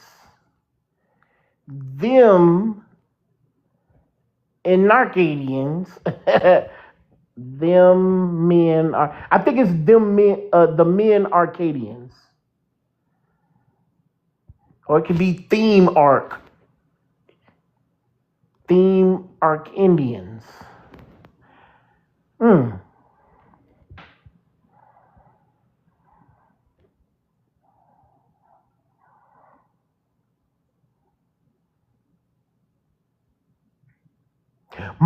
The monarch Indians. That's what it is. I had to go from the other side to get it. Indians, monarch. Oh, that's crazy. I literally was on mute when I said it. That's fucked up. I had to go from the back end to see. Dang, I know, because I was up here like, I literally just said that. I'm like, oh, I'm on mute. Oh, really? I had to go from, like, reading it from left to right, it didn't make sense to Nah, me. that's what I did too. When I read it from right to left, I was like, the monarch Indians. That's what it is. But I was like, it's definitely Indians. So the monarchy, yeah, I think that's what he be spent. Let me see what the monarchy is actually. Since I did all this, but yeah, this is his website. I hated the font on the way. I hated the pixelage on there. Y'all, it looked better for y'all on this phone, but it look ass in real time. Oh yeah, that's it. Let me see what I can do on here. Okay. I was just doing the same thing you was doing. I was just talking about. You know the reason it throws me off because monarch is spelled with an O. Yeah. Now he probably talking about something else. Here we go. Monarchan country. Oh, damn, it was right there. monarchy. 10-acre off-grid tribal community is an. Oh, he probably got some land for real. He ain't playing with y'all. Community is agriculture residential property located in the Dollar Springs, northern part of Golden Valley, Arizona, 30 minutes away from the nearest city, Kingman, 1 hour, 30 minutes away from Las Vegas, 40 here. Okay. He said, bring your RV, tiny home, or wall tents to reserve your land space for $2,500 per year, which covers your rent for a full year. There is also a monthly tribal land management fee, $265 per month, which is due the first of each month. Oh, he bought his money. So if the monarchan are really an Indian tribe, I bet you they're extinct. I bet you. Let's see what you can buy. You can buy a flag. You get the license plates, of course. That's what he had on his shirt. Yeah, car flag. Oh yeah, he's just this is Taj Tariq. Tariq Nasheed all over again. This looks like the FBA's website with less merch. Let's see. Prove me wrong. Are you telling us, or we already got it? Yeah, Are you being funny? Come on back up, because we was trying to ask you about this here. No, he don't got that statue on there. Yeah. Oh. You know, that's their favorite right there. And we was kings and we was royals, and yeah, that's not what these people was. Incoming. He went viral on it. I was like, damn, we can't win. They be going more viral than us, y'all. Because we got to do some drastic stuff. We got to take it to a whole nother level. We got to step our psyche out, man. These people see. I already really related. I said, okay, they like Earth Speaks because he's charismatic and the sensationalism, really all the crazy stuff. That's what they like. So that's the reason why I just say I'm just troll them, Like, yeah, I just troll them. I just give them all swag. They don't deserve no real debates. Debates is just time to expose how little they know. They gotta be shamed. I think they gotta be shamed out the community. I really want to do something like get a skit, like get one of these like mid-level skits to make fun of the Pretendians, do a skit, make it go viral, some shit like that would work. That would work better than like correcting them in a debate. They need to be shamed.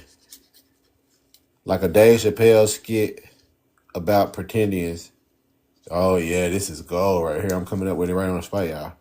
All right, so how would we do the skit? Have a mama come in the basement of the Pretendian and be like, "Stop lying to the people." Have a mama come down there with a dashiki on. Stop lying to the people. Something, y'all. We gotta do something. Hold on, brother. Hey, Mikael, did you have something to contribute? Yeah, I was just wondering, what is the debate actually about? Oh shoot! Oh, this is my bad. We just lost some conversation. I was actually looking for somebody on here. This is the original backdrop. Let me get it back up here. Yeah, so that backdrop is just like for a general debate about like all those people that's in the backdrop spreading misinformation. I can get back to it if you was familiar with anybody on there, but you kind of sound like you got a foreign accent. I don't know if you did. Were you familiar with anybody on that backdrop? What is the point actually? Yeah. So if you was familiar with anybody on that backdrop, it's like a lot of people are fanned out over misinformation of grifters. So yeah, just to try to push back on it, get the correction on any of the misinformation that these people were subscribing to. But in general, it's about people who think black people are native to America or indigenous to America or was in America prior to colonialism. Okay. Yeah. You think black people was in America prior to colonialism? No, I don't have any strong opinions on this topic. Okay. All right. Well, I appreciate you joining us. You can stay or leave if you want to just, hear what's going on. But yeah, generally, I guess appreciate you for getting us back in on it. Yeah, that's kind of what we talk about here. Black people who think that they. I had a girlfriend. She came from Texas, and she had to move away from that bigotry state because they were racist in Texas. Yeah, I stay in Texas. Yeah, Texas got it going on. I ain't never. I mean, racism definitely out here. Of course, they ain't never say nothing to me, y'all. Y'all know they don't never say nothing to me, but it's definitely. Yeah, it's a big state. It's a big state, I know, because of different people, but there are some rednecks, hillbillies, and stupid fucking idiots in that state. She didn't like them. Yeah.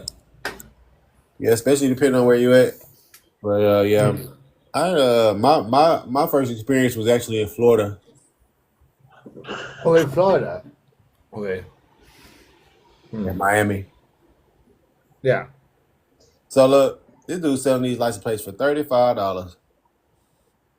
You people crazy, y'all. You mean just the bracket? Yeah. No, just the plate, $35.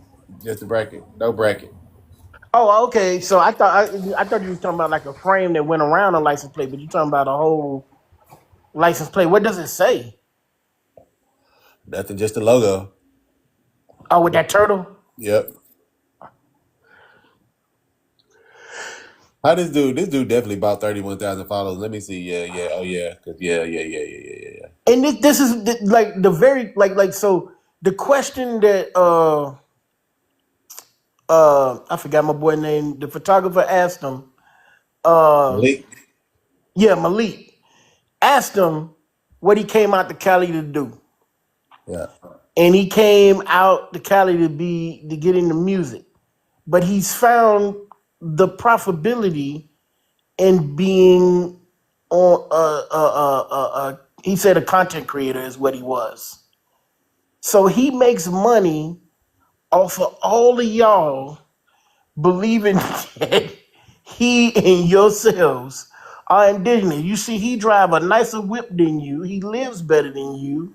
He can afford body modification out the yazoo and some good I don't know what y'all used to call that hair, yaki. He got that good weave, better than you.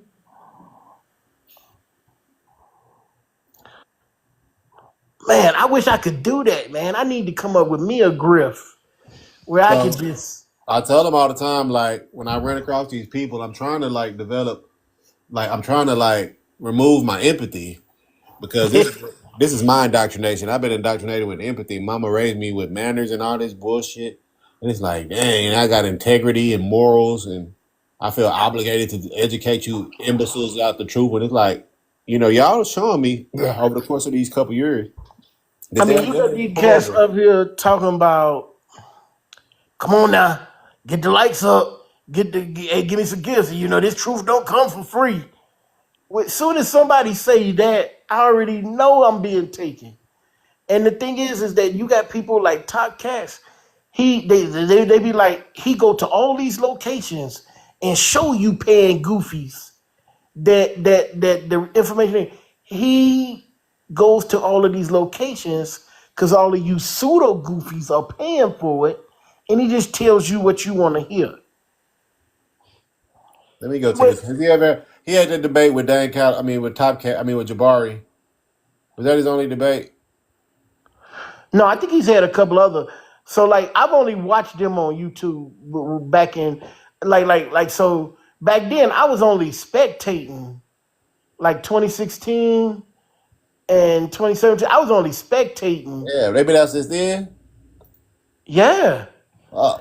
TopCatz, and that's when I came on to them. Like some of these cats that's been like paying attention longer, like because I retired in 2016. So when I was able to just sit around and just watch YouTube all day, I was like, that's when I came on. And like I tell people, Dane Calloway was kind of his shtick was attractive. Man, I'm trying to say it in a different way, but I can only think of it this way. Was attractive to me because he was saying things like black people was everywhere. We did all of these things and this and that. And then when you but like I said, like I tell you all the time, he went too far, like pseudos do. And when he said that Harriet Tubman was a fictitious character created by the United States government, that was too far for me. I was like, wait a minute. We know that this person existed. That's when he lost me too. I used to follow him. Where he really started losing me when he started doing his own genealogy. Then he cut the camera off, and then he started selling the book on how to do your genealogy. That was the one clue right there. Then when he went to the Harriet Tubman thing, that really got me. Yeah, like I was like listening to him for like a month straight at work, and I was geeked about it because I knew Africans had been everywhere and did everything. I knew it. I mean, he was confirming what I wanted to believe. That's why it's so alluring. That's what the word I was looking for, alluring. It was so alluring. And then when he said that, and then he said the same thing about Frederick Douglass. I'm like, oh, dog, I know that these people existed. So, like, if this is not true, how much more of what you're saying is not true? Try to do Nat Turner too. He tried to say Nat Turner. He tried to say he was a plant and wasn't real. Yep, Nat Turner. And then only thing that I still thought that I think that lingered with me that I might have still been hanging on to up all the way up into the 2020s was the fact that the Olmecs may have been a sign that black people been here. And then I finally had to let that go. OH, yeah. I still ain't been to sleep, OH. Woo. Yeah, no, I mean, that's why I say I understand how all that shit is like general, like without really being educated on. We kind of just think these things are like a part of like black extended culture or shit. We like even down to the Egyptian stuff. Yeah, man, I think it like it goes with like kind of where we are, where we're challenging these people. Like, like I scrolled by Young Pharaoh live. I said, I felt like such a hoe scrolling by his live just because I didn't want to deal with it at the time. I was like, but every time these people like come on, like I do feel obligated to like at least request up, try to let the people know, like, bro, no, it's not like 2015 no more, bro. y'all got pushback. It's not 1980 no more. And I think that's what it was like during that time. Wasn't nobody really pushing back on it. It was just what it was. And from the early advent of the internet to all the studying to really like really when the shit AI made it like so easy for a lot of people to like do the cross referencing. But even with that, it's like that's not a determining factor because you got pseudo AI lovers. You got people who just use AI to spread misinformation. Hey, what is Lumi? Yeah, I think that's another one of them. I think that's the one they use. Oh man, this is crazy. Lumi. Oh, this is crazy. So I blocked this creator. I don't know who she is, but I know who you talking about too. she be on there. That's all she does is ask Lumi stuff all day, and Lumi are black people indigenous to. I mean, and the way she phrases it, you can already tell she's going to get a biased answer. She'll ask you things like, "Hey Lumi, is there a conspiracy to cover up that black people are FBA, indigenous to America?" Yeah. And Lumi comes back and says exactly what she said, because what she doesn't realize, you asked a biased question and Lumi gives you a biased answer. Let me And start it's talking to wrong Lumi. and it's pulling from the internet. So to assume that only truth exists on the internet is crazy in itself. So by asking the internet the question that you just asked it in the way that you just asked it, it gave you every response that you wanted. So yes, it came back and said, yes, there is a conspiracy. But if you were to go click on all of those sources would be pseudo websites. So this is my first time seeing it actually. This is it right here. I don't know if you got to pay for it off the bat or what, or if it's. Oh, Lumi is a storytelling AI? Oh, you teaching me? You teaching This me? is I my didn't first know time that. going over it. I don't even know. Say again? I don't even know how to get into it. This is something else. This is it. Lumi? Lumi AI. Yeah, this it. I don't be on it. I be I've on never it. used Lumi AI. So I Yeah. got something called a Lomi, right? I got something called a Lomi, Lomi, Let me see. and it's a machine that Okay. Hold on, we on the wrong one. I got a Lomi. Oh, he said it's called Lumi Story. LumiStory.ai. Nah, this not it. Is it? Nah. It's not it neither. This is it.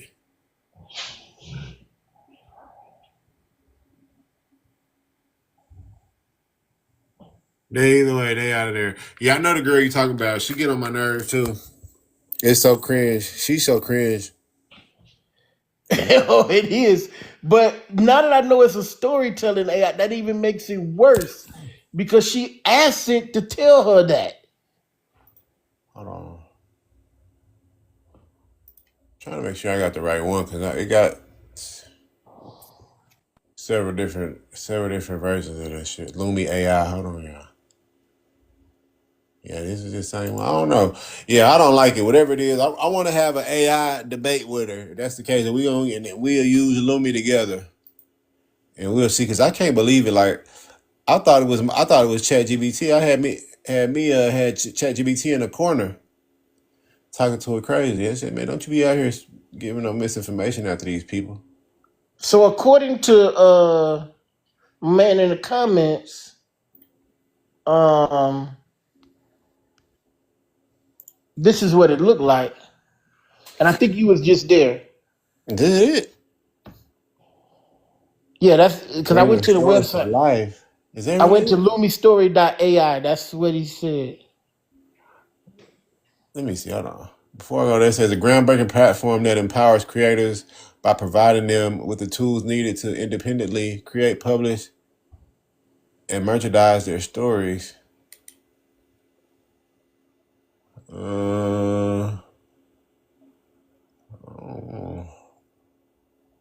Join the wait list. I don't know. Careers, college camping, AI startup. Maybe so. Either way, it's trash. You say he blocked her. She came up here before. She FBA. Yeah, she got cooked because I told her the FBA stuff. I went to the FBA site and what happened when I did that?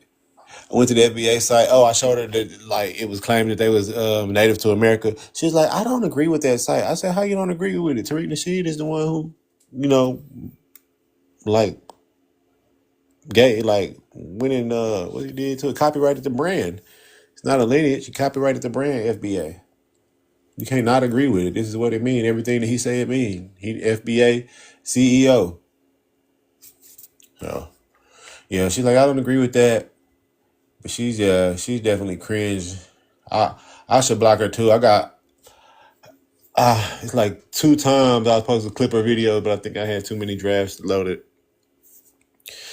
But yeah, the AI for everything, and then a lot of times she don't even show the prompt. That's why I made sure the one video where I did do an AI video one time, and it was just to explain the differences in the craniometry and the cranial morphology, and then because this was with Dallas Amaru, because he was conflating. He's so lame. This dude was conflating craniometry and phrenology being pseudoscience with saying we shouldn't use the data methods.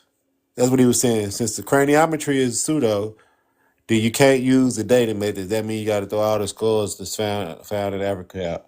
Say, no, that's not what they mean. And then he was conflating it all with cranial morphology. Like, no, bro, you just lame and ignorant. That's why I say I know what BlackFirst was talking about is real, because like that's who these people, the grifters, that's who they target. They target audiences like the ignorant class. It's like the people who failed, who dropped out, who like the black sheep who feel outcasted because it's really because they ignorant or they crash out. And then they felt like they found their tribe. They tribe a lost, delusional, psychotic crash outs. And they get together on social media. This is the only thing it is, because it's not the information, because the information don't always align. Because you got Moorish Pretendians, Israelite Pretendians, and they be going back and forth. Oh, I want to stand on this. But at the end of the day, they all going to align because they all the same type of people. Fuck up crash outs. They're not educated. They're not talking about like any information. And that's from the We Know the Truth, the Earthquakes, the Rashad Poets, the Dane Callaways, like this goes farther than the Pretendians for me. This even goes to the Rashad Jamals, because it's all amalgamized. It goes so deep for me. It goes to the Hoteps, and it's all intertwined. Give me one pseudo. I'm pretty sure they're gonna have a little sprinkle of it all. So that's why I said I don't think this is it. That's one thing. I don't think Colin Kaepernick got AI where it's gonna let him push some misinformation like that, because he definitely know his roots. Yeah, but it's a sad case, man. We can't get no smoke, y'all. That's the unfortunate thing about this page. Unless these people like the ones I get, they got to be new. I don't really get no people who kind of been around spreading this misinformation, because they already know. Most of them already pre-blocked me. Like we were talking about Dane Calloway, all the people I'm talking about actually. Dane Calloway, Tariq Nasheed, well, not Tariq Nasheed, but TopCatz, We Know the Truth Now, Earth Speaks. All these people got me on the block list. Voodoo Chief got me on the block list. No, I don't think it's just you. It's been slow everywhere. Over with OHF, no pseudo. I mean, I like it. I didn't run out of stuff to even talk about, because the pseudos we running short on pseudos. I don't want no new ones to come about either. But yeah, it's been slow everywhere. the Africans are tired of, so, like a lot of the Africans that I used to get mad at for continuously hosting it. And the reason I get so mad at them sometimes for hosting it is because of the inability to debate against it, which gave pseudos bravado that they were actually winning a discussion. And I'm like, no, you're just talking to some people, not all Africans, but some Africans that don't know that much or the difference between what type of pseudos and what type of African Americans that they're talking to, whether it be an African American or somebody that just doesn't like to be called an African American or a black, somebody that's talking about black Indian or whatsoever. But yeah, other than that, it is dry like everywhere. Which I don't mind it. I don't mind it. I mean, we done our job. And I was like, we gonna keep hitting them over the head. I'm trying to get something together where we do like a week-long thing on certain topics and pass it amongst ourselves. Like I've been talking about like a week-long thing on DNA. Was that over here that I was? No, I was talking about it on Okay, OHF yeah, panel. I like that. I like that. Yeah, like we pass it because I think we need to cooperate as creators too. Like, right? Because like what Port did with African ancestry and having the online interview, that crushed them for the longest time. Yeah. They went into hiding after that, and then did the same thing with the follow up with Elton. With the follow with when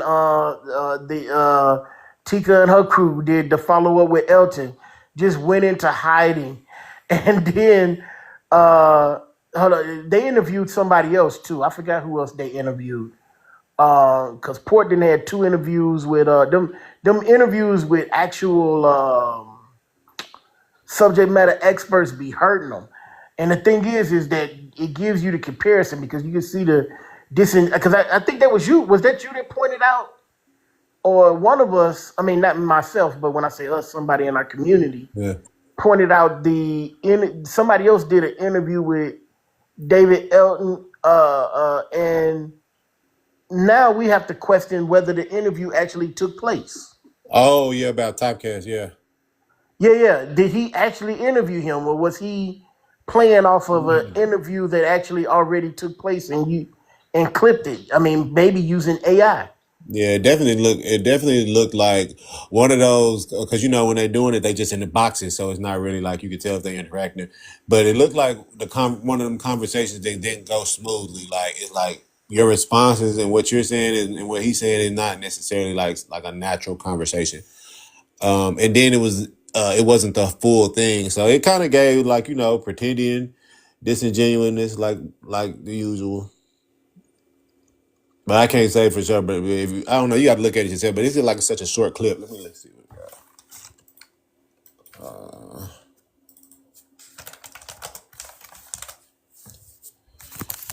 And this is the next dude. So yeah, this is it. This is on his page. 14 minutes. How long was the interview? And I'm pretty sure this one. What's up, y'all? What's up, big dog? I ain't even been to sleep yet. You ain't go sleep? Oh, that's crazy. I was going to it, and I was scrolling, and then the data pulled me up, and I was going to just say something right quick because wasn't nobody on this panel but me and somebody else. Then the pseudo started to show up. I was like, God dang it. So that's crazy. A 14-minute interview is kind of BS. You're right. It's kind of short for an interview for like a big person like that. Like 14 minutes. Let me see. It look like he bring him on. I don't know if this is it. So he come on the screen right here, and then let me see. I think he's already gone right there. Yep. So let's see what this is. These dudes be so pathetic. Look at this, y'all. Nate Bailey, what's wrong with you, dude? What's wrong with him? People, as he said, it was to the women and children of slaves. Mm-hmm. So I don't think that was. I'm trying to get the beginning of it. Come here, motherfucker. Where you at, nigga? You a bad motherfucker, boy. I need to put you in a case. I think this nigga, you need to go in the case. All right, so we get out a little clip, a little snippet. We get out a little snippet. A few minutes ago, I don't find any case at all in any part of the Americas where a European... The 14th Amendment, which Trump is using right now, in my research, will be the indigenous people of America. Yeah, that's for sure. 4 million people that speaking about it, the Civil War, during the time of the Civil War, 1866, the 14th Amendment, which Trump is using right now, as his primary.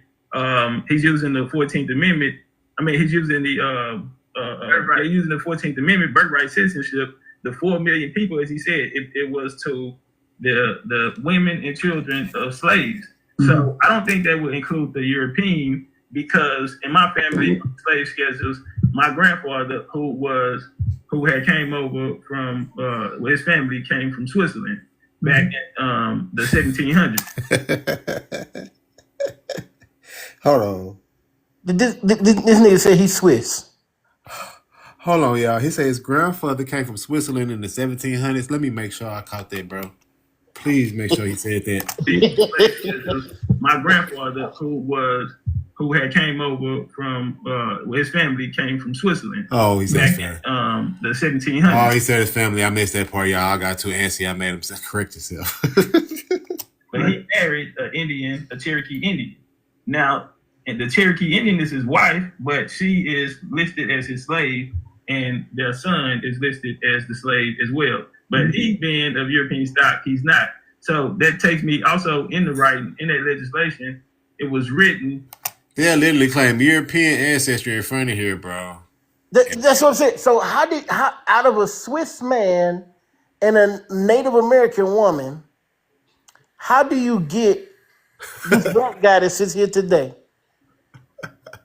And I'm not saying because like we know as African Americans we have European in our history, but a grandparent is fairly recent. Grandparent, your grandparent is and this is his grandfather and his grandmother are Native American, meaning that his father was not black at all. So his mama better be at a minimum half black, and I still don't see how you get this man sitting here before us with a parent that's not black. Not text or Indians who basically left their tribe and became U.S. citizens. So and it also made sure that it said that the aliens the who? Man, this dude trying to word salad David Elkins to death, man. You know this man. So and it also made sure that it said that the aliens were not included, the legals would be considered the African in the situation, because in America, not until 1870, the Africans get ability to even own land or anything like this. So this would have to be talking about the indigenous people of America. Right. Say to that. Yeah. So I agree.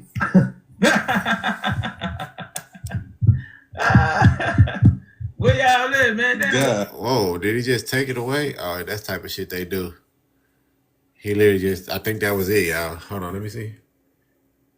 Oh, he got some more. What the fuck? He said, ha ha ha ha. Let me see. I don't know if he's just finna chat the whole time. I agree. What did he say? I can't see y'all no more. What? Oh, yeah, because the overlay on office. But yeah, so many times here, if I agree, but you me on everything. Y'all gonna have to come back. TB2 Live, I'm looking for your ass, nigga.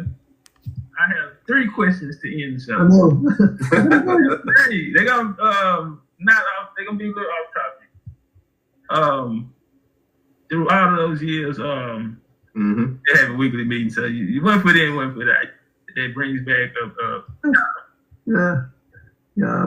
And when it's all over, hold on. Back up. Yeah. And when it's all over, hold on. Oh, he did that. After it's all over, I know you say you're retired, but you're still coaching. They're having weekly meetings, so you one foot in, one foot out. You can't leave the game.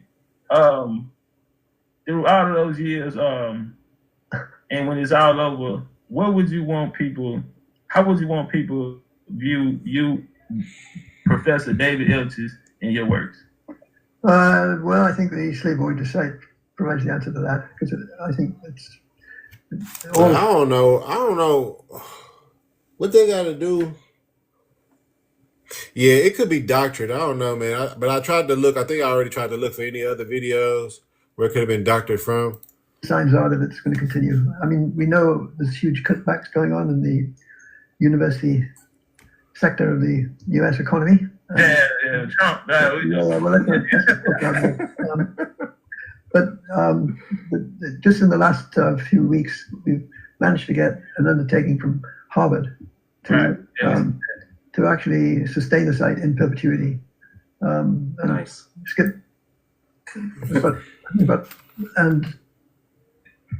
But anyway, probably. And scroll down to the bottom. Hold on. Now let's get scroll. And we have a separate in progress. It's not. Yeah, I seen it all. Damn. Here's clearly and some of the slaves. What did you find? Like what's that about? Well, it goes back to coming down. So. Damn, I got what I said. It makes sense why he's doing it like this. How luckily got to this point.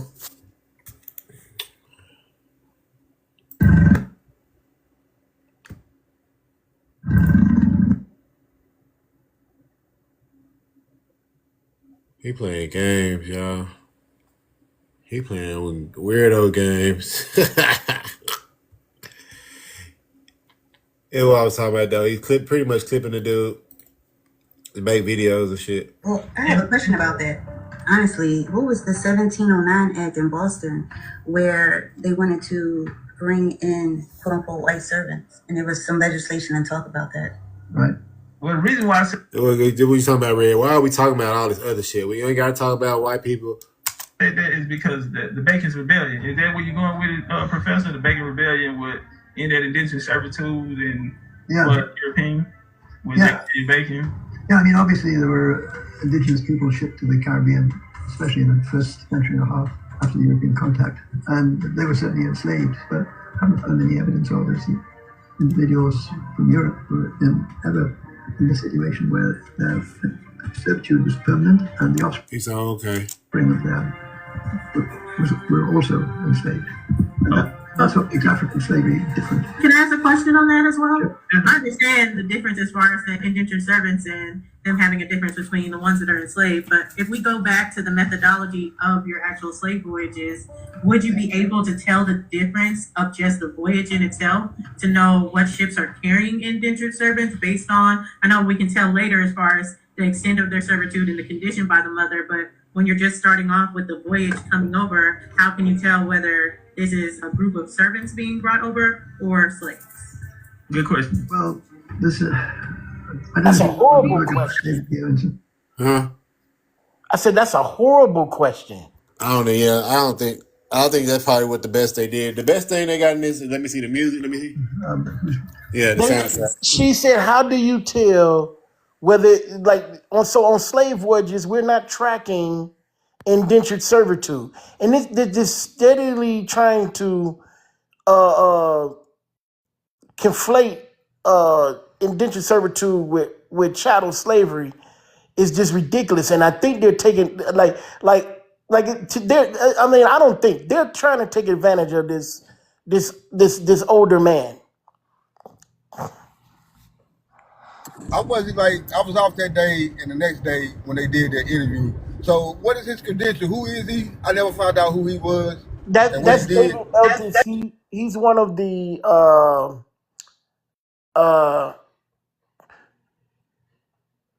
so teacher said he never. I'm sorry, I paused for a minute because teacher said he never interviewed him, and I stand on that. But they're supposedly interviewing David Eltis. He's one of the men behind Slave Voyages.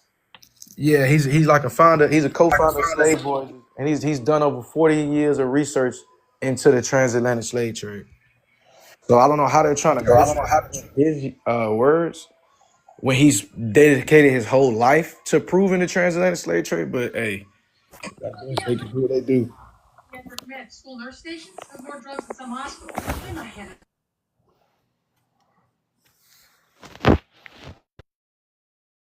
Go ahead, Peachy. Yo, can you hear me? Yeah. I still say 100% that man did not interview. They did not interview that man. Like when we interviewed him and we asked him, I asked him specifically, do you remember Big Chief University, Big Cat, whatever he was calling it at the time, University? And then I said, legendary TopCatz. He said, no, I don't recall. He said that specifically. He said that like 3 weeks. He said that like 3 weeks before or after they were playing that video online, when Paperwork was playing that video online and had me in that panel. I'm telling you, they did not interview that man. That interview, he has never heard of them people at all. Also, you said he's doctored? I'm telling you that damn video was doctored. That's what I was Remember thinking. that he said that he had interviewed him, right? And that he had it as a pay-per-view event. How come can't none of these people remember that pay-per-view event where they saw the whole film? He apparently put it in a documentary. If I interviewed Dr. David Eltis, actually we did interview Dr. David Eltis, but let's just say if I said I interviewed Dr. David Eltis, one of the leading scholars in transatlantic slave trade history. Why, and I'm using it to debunk people that are on the Pan-African side or people that acknowledge real history. Why in the world would I not post that on YouTube right then and there so that none of my followers are questioned for believing that? This is how I know it's a lie. We asked him straight up, did you interview with David Eltis? He said, or sorry, did you interview with legendary TopCatz? He said, I don't recall. I don't know who that is. This is a man that's pitching a book, by the way. He gonna tell you if he interviewed with somebody. I think we're gonna get points out of Green Bay, and I think Washington can keep pace with anybody. My favorite play is the over. As far as the side goes, I don't think we can hear you, bro. Just pay attention to that video. That's a mishmash, copied and pasted BS. He got it somewhere, but I'm telling you that he ain't interview. They ain't interview that man. They did not. Yeah, this is crazy. I think he got like 3 different little chop ups of them. But yeah, not one full interview, just really clips of him. And then the clips of him speaking is very short. Yeah, I said that the first time I seen it. I think it was edited to make it look like he had an interview with him. But if he did have one, I'm pretty sure Eltis was, giving him the correct information, and at most they was trying to misinterpret it. So I would love to see it if it does ever exist or ever come up, but we doubt it will. We can't never get the full video, right?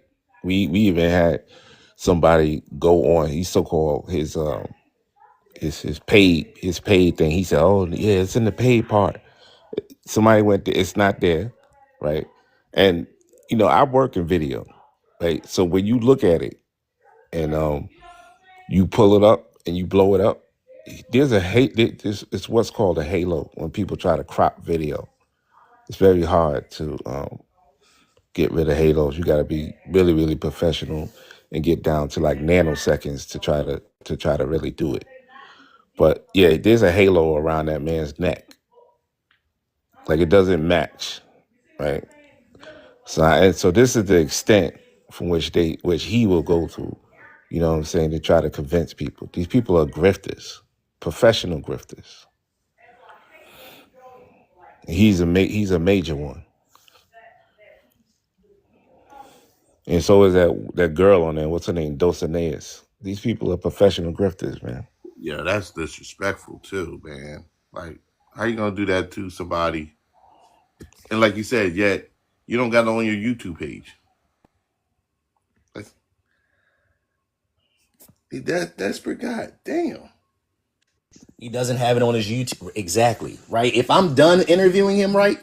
Let's just say if I did the whole interview and it was pay-per-view, at some point I'm going to release it to the general public so that the general public can see it. I'm going to use that as a tool. Why am I telling him how to build his base? But you know what I mean? He would use it as a campaign for himself. That's more followers.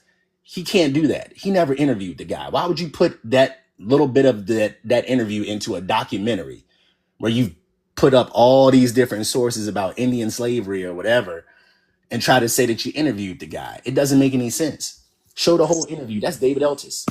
So are y'all familiar with this person named Sharice the Realist? Yes. So yeah, Sharice did an interview with David Elton. She's from the same camp as TopCatz. Her and Dulcinea, they came up out of that umbrella. But she did the interview that I seen, like a full length interview where you see it from top to bottom. And I think that she was the one that got the interview with TopCatz. So one of the ladies like set it up, but he never put the full interview out because everybody attacked Sharice's interview and exposed how David Eltis doesn't agree with them. So he had to put out that little clip trying to do some little propaganda soundbite to try to spin it after everybody. I think Napa on Sanetta's channel had did a review of Sharice's David Eltis interview. And I think we played the clip of the interview that somebody over here did with Eltis. Son, put your underwear on. Yeah, we did the interview with David Elvis, and Nepal interviewed David Elvis too, like full length video. You know what I'm saying? You can see the interaction. You can see that that's a real video, right? That's why none of the video actually runs longer than like 4 minutes. It's always doctored and edited, like it's like edited and chopped. Because to create that halo effect like that, to keep it going, like to do in like Premiere Pro or those other ones, the better ones, it's tedious and long. So that nobody's not gonna do it for like a full video. It's just too laborious to actually keep up the facade. Yeah. If you listen to how he's responded to those questions, you can tell that they're butchered, right? He's never really given a full statement answering the questions that they're asking him. And on top of that, think about where it starts off when he does that interview. It starts off with them disagreeing with David Eltis at first, right? That one guy, I don't know what his name was, but he comes in there, he interrupts David Eltis when he's speaking and he's like debating with the guy, right? But then all of a sudden, right at the end, David Eltis is like, I agree. Wait a minute, how can you agree when you just wrote a whole book on the thing, right? You that whole, like, think about it. David Eltis being one of the leading scientists, or not scientists, historians on the transatlantic slave trade, right? Developing the slavevoyages.com. I'm not trying to like bulk up his resume, but that's who he is. One of the main things that he wants to do is share that information with more people to get more people on his side to buy the books, right? The whole point of these interviews is also press for him. He's selling his knowledge, right? So why would he go on a panel where people are challenging his knowledge and then all of a sudden say, you know what, everything I wrote in my book just now is completely wrong? Like, it doesn't make any sense. That TopCatz is he's a grifter, like each said, he's a grifter. There's no other way to describe it. Yeah, that's a scam. That's an outright scam. If you telling people to go to your website or go to the paid version or whatever, and they go there and the video still don't exist. And somebody like him needs to be dealt with, like, on for real, because that's not cool. That's not something funny that you do. We're talking about grown ass adults that's doing this shit. We're not talking about little kids that's playing around on the fucking internet and just being weird and shit. You're talking about a grown ass adult that is deliberately trying to destroy this man's character. Ah, man, look, I go right on YouTube and say, hey, did they ever do a live? And did it? I mean, I hit that dude up like Studio Tales.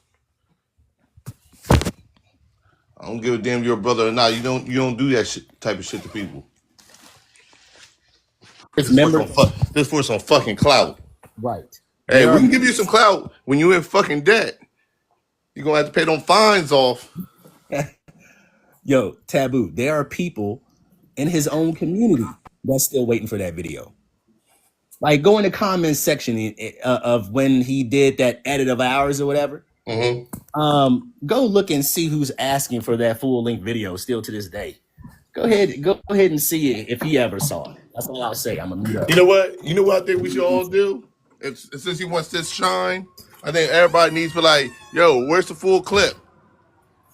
And get his people hyped up. Yeah, where's the full clip at? Yeah, we want to see the full clip. That's the thing, Taboo. When you end these groups like that, they don't care that they didn't see the full video. Well, yeah, They, as a matter of fact, that mismatch one that Don Dada was just playing, yeah. they believe that was the full length one. What? Man, each of my line, I'm telling you, they don't understand. They don't understand. They think that they did see the full length video. There are people right now when we had the person had one of our affiliates go over there and see if she could get the paid, well, she paid for the subscription, quote unquote, to see if she could see that video, and she never did. There are people that said that they actually saw it, that they watched it. I'm not joking around. This happened on I think it was Brianna's page. Yeah, absolutely. It will be a waste of our time to keep dabbling with these people that are clearly out to grift. We are wasting our time even having a lot of these conversations. It's bullshit. I wouldn't look at the point of battling, but you know how you can like, it's like going to the store. I'm getting a return. What's wrong? What's wrong with it? Well, I didn't get my product. It's not the right product.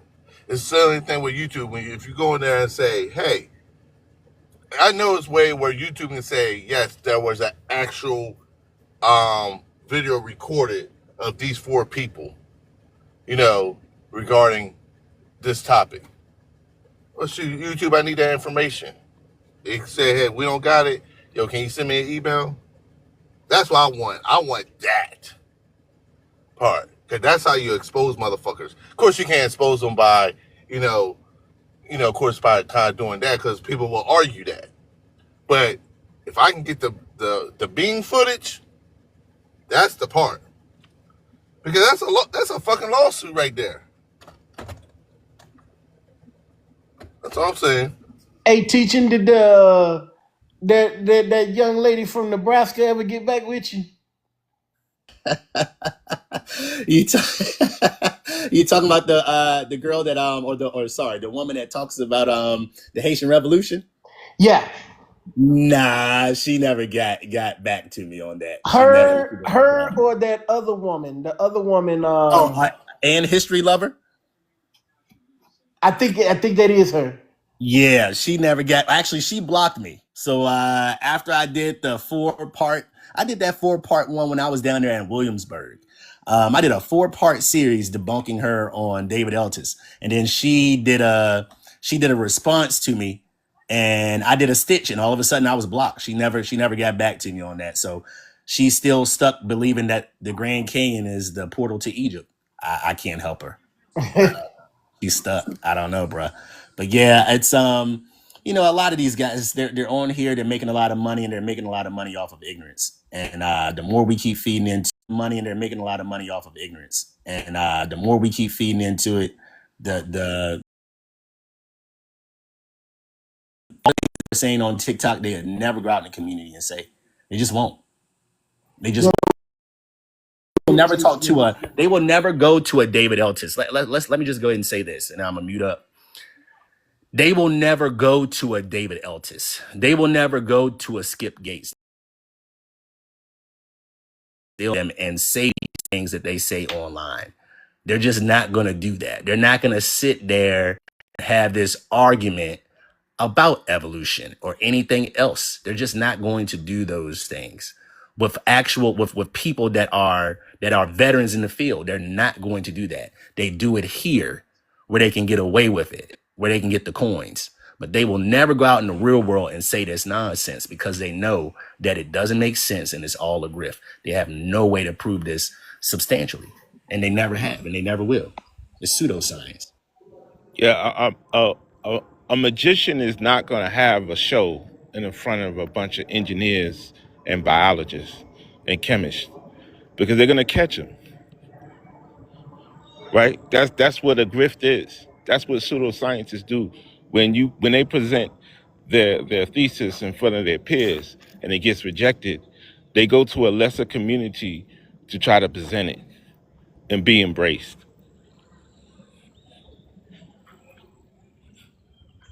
That's just what they do. That's just part of the process. And we have to understand the nature of a grifter. Ultimately, they're narcissists. They want to have fans, almost like cult leaders. They need that. That's their dopamine. But ultimately, it's for money. And you see what he sells. He wants to be a professor, head of a university or whatever.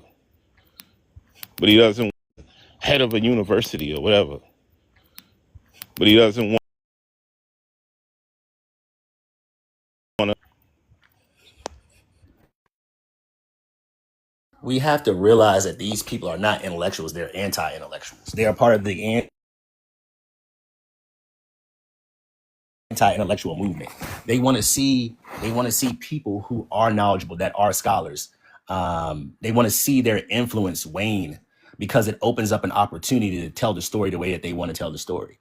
And the way that they want to tell the story cannot be supplemented with actual information.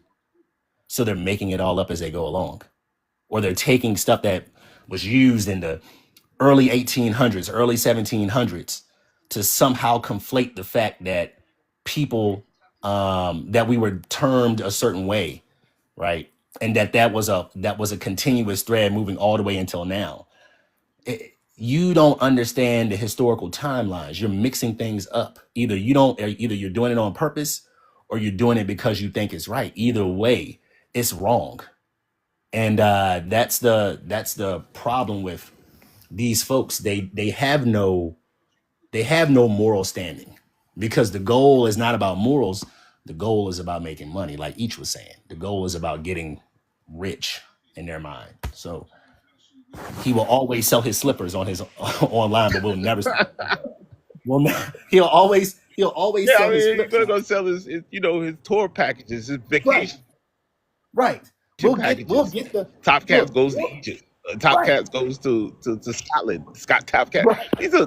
These are pyramid fucking vacation schemes. Right. I mean, this is plain and simple. Right. Via the so-called conscious community, a conflict community. That's what I call it, because none of these people actually present or demonstrate anything of theirs. Right. He's a travel agent. He's a travel agent. When they go to these locations, I swear they be. I think they laughing at. They're mocking their followers.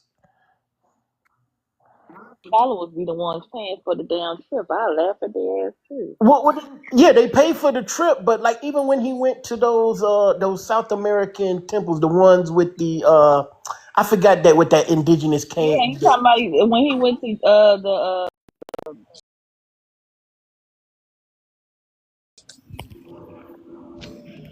when he went to Mexico, Earth Speaks, and they paid $4,000. Some woman gave him $4,000 to go to the Yucatan. That nigga he took some pictures looking at the gun talk on whatchamacallit, and made it seem like he actually was sitting there trying to decipher and do. I said, this shit here, $4,000. Hey, Man. Hey, you see the way his glasses be sitting on his face? And he got groupies too. I mean, I don't even want to think like it just make, oh my God. Can you just imagine? I've been to those places, right? If you was really about it, there's subject matter experts there, like guides. Well, the guides know a lot, you know what I'm saying, about the locations and things, but they're like taught about. But some of those guides are actually, like, I would say, like amateur anthropologists. And like, if you really want to get into it, hire a guide and go one-on-one with them. Present your shit, but they never do that. Man, that trip might cost $700. You said she spent $4,000. And then when TopCatz went down there, I'm telling you, either one of them, TopCatz or Earth Speaks, man, it's like when they present the information while they're down there, it seems like they're laughing at their things. Like so, TopCatz was down there and he was looking at that portion of the the indigenous game that they swear is similar to basketball. That's gonna have to be. Yeah, I know what you're talking about. Yeah, with the big ball and all that. Yeah. Yeah. And they got like the stone hoops on the side that I don't know how they related to basketball, but anyway, like when he was describing it, To me, he couldn't. It seemed like he was trying to stop from laughing. Yo, bro, that dude. Yo, we got so much history with that dude. That dude is a grifter, man. Like Which one? A1 TopCatz. He's A1 Oh, grifter, man. A1. he sound like a scammer. He is. Yo, His voice just makes me think scammer. I don't even want to talk to him. Like, oh, you're a scam artist. but I mean, with the package comes some level of he's somewhat charismatic and things like that, and there's always going to be some ladies behind it or some shit like that because that's just what he does. Never focuses on a topic. Always gish galloping and run on sentence forever. You can't tie him down to a subject matter. Jumps from 1801 to 2025 in a second. Like, this is the nature of these people. Same thing with Dane Calloway. That's the other thing that Dane makes me Calloway is a think. magician. He's a real magician because his videos and shit it's pretty good as far as technically is concerned. So I don't know where he get the money from. I think he's an agent, but he's A1 grifter too. Man, you see how much money these Pretendians be flowing. Matter of fact, I need to catch somebody on our side. I got short little tale. I went to a live and they was jumping one of our people. Not one of the more common one of our peoples. And so I started gifting them. So I put about $15 on my account because that's how pseudos think you win, whoever got gifted the most. So I gifted them about $10, $15 on their panel, right? And old Satchmo was like, let me go switch my account. And she came back and gifted out. I meant to be catching that guy. I'm like, man, give me my goddamn $20 back.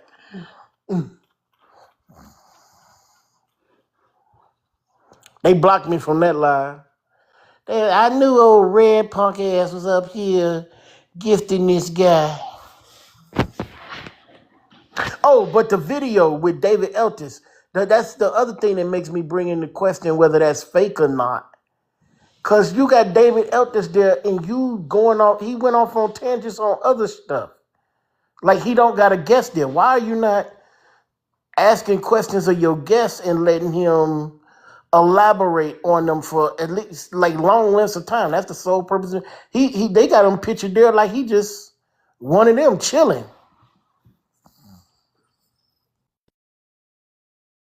Right. And I'll say it again. Like when you deal with video, there's certain telltales that you could tell when you cut out video. It's like called like a halo effect, and it definitely has it specifically around his neck. But yeah, I mean, if people, if you want to sit there and believe half that shit, then nothing you could do about it. That's what people want. Cognitive biases, you can't control that shit. Hey, is that a bacon sandwich? Well, me? Yeah, You're red. Yo. Hey, yo, man, stay out my plate, man. You always figure out my kitchen, man. I'm just saying, I can hear. It's crazy how vegans always want to hear you eat when you You eat, know and what I'm they saying? always seem to And then understand that it's a bacon plate. Nigga, you want some? Shit, I know you ain't I had do meat in not a minute, eat but pork, do you man. want a piece? Yeah, I do not eat pork, brother. Respectfully.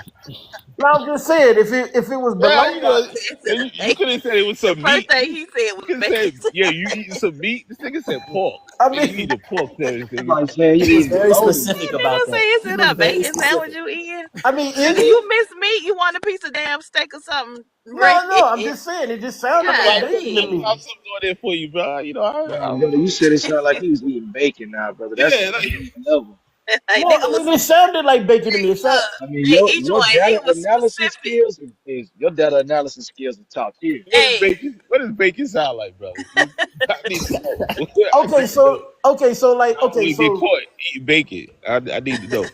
okay, Man, so you a But vegan? but there's each there's a one, couple of but things you got wait, to each take into one, you done consideration. ate up all the damn cereal already. That's why you over there eating the damn sandwich. See, look, Yes, I'm not man. gonna keep See how buying. you see how you How do? much You see cereal? how I you gotta do? buy like 2 boxes of You cereal see how because you your do? ass keep eating it up. So the main You fill me up and then you leave. You see how you so do? the main question is it bacon? Yo, you see how Red is? Red be like, this nigga distracted. This nigga eat No, I'm bacon. just saying. No, I'm not eating I bacon, mean, because Red. I No, could it's be not wrong. Is bacon. it bacon? Yeah, you're wrong. It's not bacon, bro. See what I mean? It's not. I No, promise you. that's what I'm saying. I was wrong. Like if I had been Yeah. right, I really. I mean, most He times I just said am it. right, No, He but most just times, no, I he ain't just gonna lie. Most report. times you are right. I ain't gonna lie. most times I am right. I don't know But how you do it, but yeah. well, no, because it's more than just the sound. So like time of day matters. It's more than This just You the nigga, got a this sound. nigga science. be in Yo, your Red, background yo, heavy. Red Nigga got be looking in a your window. methodology. Yo, talk your shit, Red. Red got a methodology to it. Yeah, Let me yeah. hear So it. it's Go the ahead. time. It's the time of day, the sound. Like it depends on what you're doing. So like, what did I ask my baby mama the other day? What did I ask her? I said, "Are you eating chili?" And she said, "How the fuck did you know that I was eating chili?" But the thing was, the reason I knew she was eating chili because I knew she took a break from work, and I heard a spoon scraping against like a cup, like a paper cup. And then I'm thinking, you know what? And then I kept hearing a plastic rattle, and then I heard her crunch something. So I thought in my brain, I was like, you know what? She probably went by Wendy's and got chili. And I said, so I said, I said, are you eating chili? She said, I'm really gonna put your ears on the FBI. How the hell did you know I was eating chili? I said, because I heard the you opening crackers and I heard the spoon scraping against the paper cup. And she's like, that's just ridiculous that you know. I'm like, I don't know. I just put two and two together. I figured you went. And then I asked, I said, did you go by Wendy's for chili? And she said, yeah. I was like, yeah, I figured so. Well, I think we was doing a game one day, and Red was like, "Hey, yo, each one you out of milk." I'm like, "What the fuck? Oh, you what? What do you mean I'm out of milk?" He said, "Yeah, man, you might be out of milk, brother." And I looked, and I literally was out of milk. I was like, "Yo, that's it. I can't have you on video no more. Cannot have you on video no more." I really pay attention to sounds. Like, I don't know, like sounds are like really telling to me.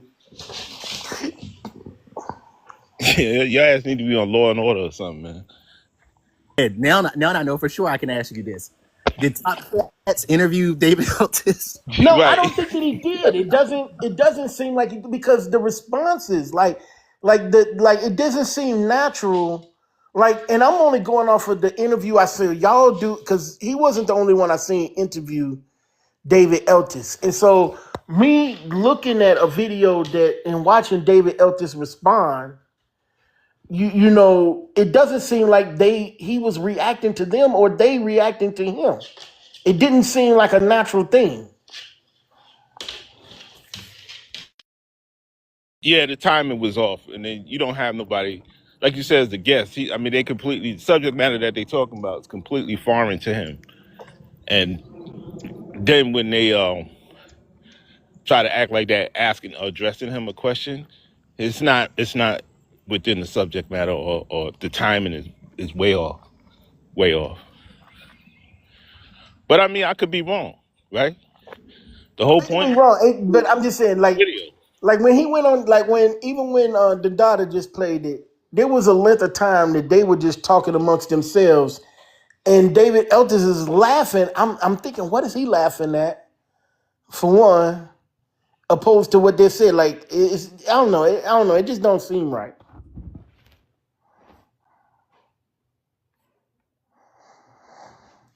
It ain't right. I'm telling you that it's just not natural enough. And the crazy thing is, it's not like we're competing in interviews and any of that stuff because the one lady interviewed him too, Sharice, like you said, and then there was another lady that also interviewed him, and they were having natural conversations. It was like an hour plus of the interview. I have no real qualms about the interview or the questions that they asked. It looks like a real legitimate video. That one that they did, all five of those people did that day, or all four of them did. It does not seem natural at all. Like he's sitting up there looking like he about to go to bed. Like it was I don't know, man. There was some cloaking or something on that video. It did not look like it does not appear to be a real video. I will stand, like I said, 10 toes down on that. Ain't no way they interviewed that man. And it's just the rapport or whatever that you give in a professional interview. Like if you look at all the ways that we were talking to him, how the other two people that we've seen talk to him before in the past, compared to all the scholars and stuff that were also interviewing him from other universities, TopCatz ain't interview that man. I'm telling you, the BCU, Big Cap University, ain't no way they interviewed that man.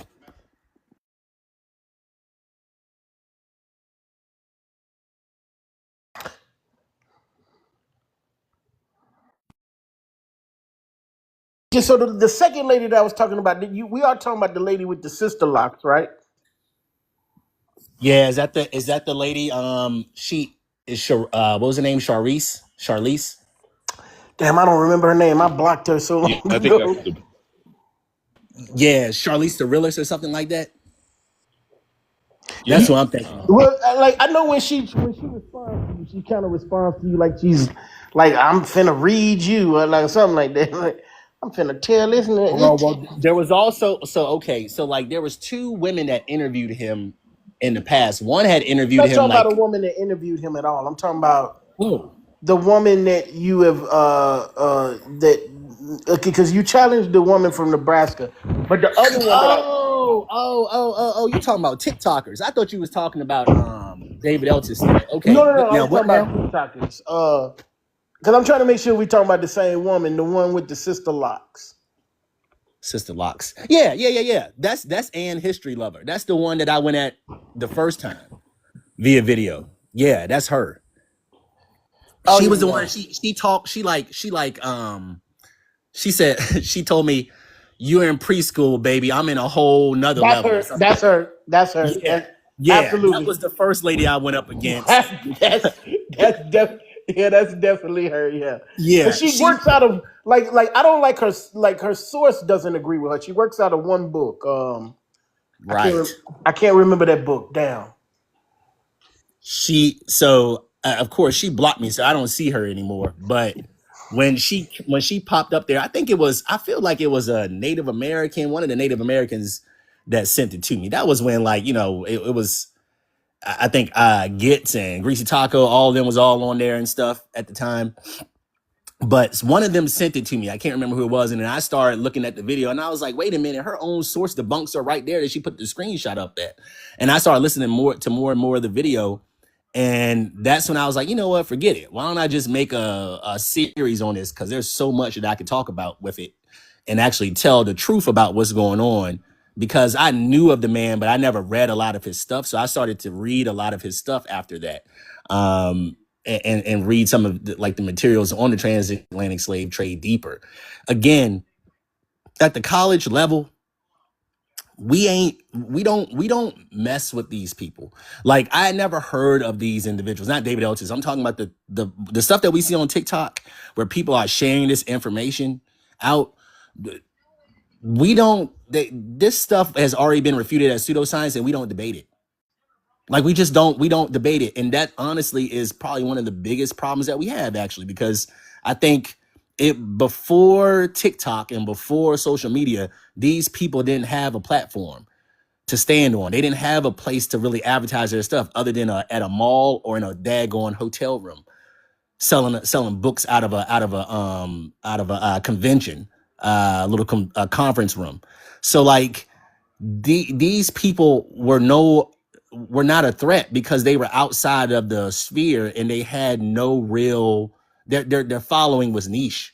Like it was just one group of people that were out there, about 70 of them talking about the stuff.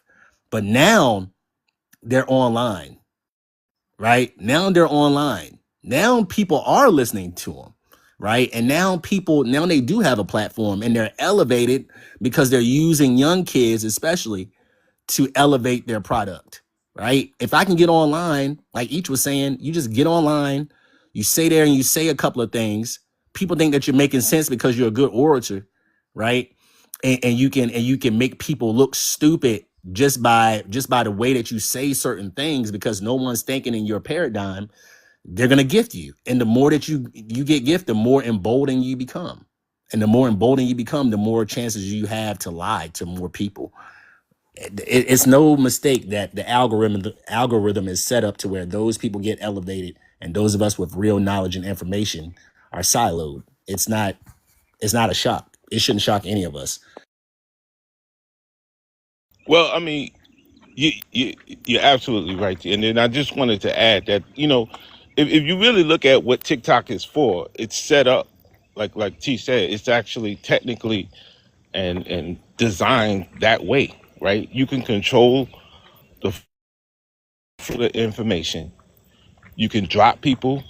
You can vet people. So you could create pretty much your own ecosystem to grift, right? And then TikTok is set up to sell things. Ultimately, that's what they want you to do. They want you on there trying to sell either their products or other people's products. So information is a product.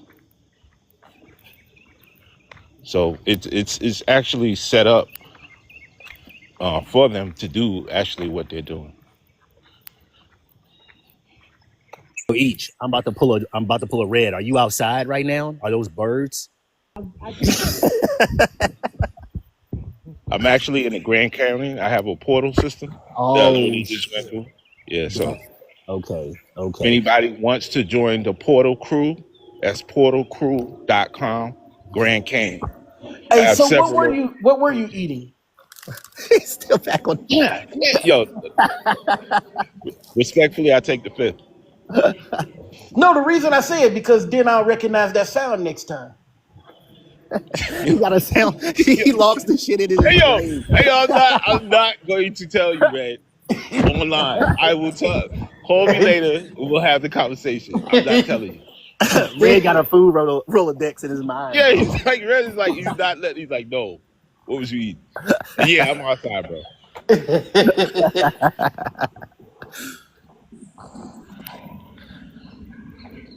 Trying to stay away from these crazy dogs in my neighborhood. And I didn't see the sister come in. Good morning, Lee. Good morning. Good morning. I'm sorry, I don't know how to use TikTok that well, but good morning. Let's see. So you got any opinions you want to share, Lovely?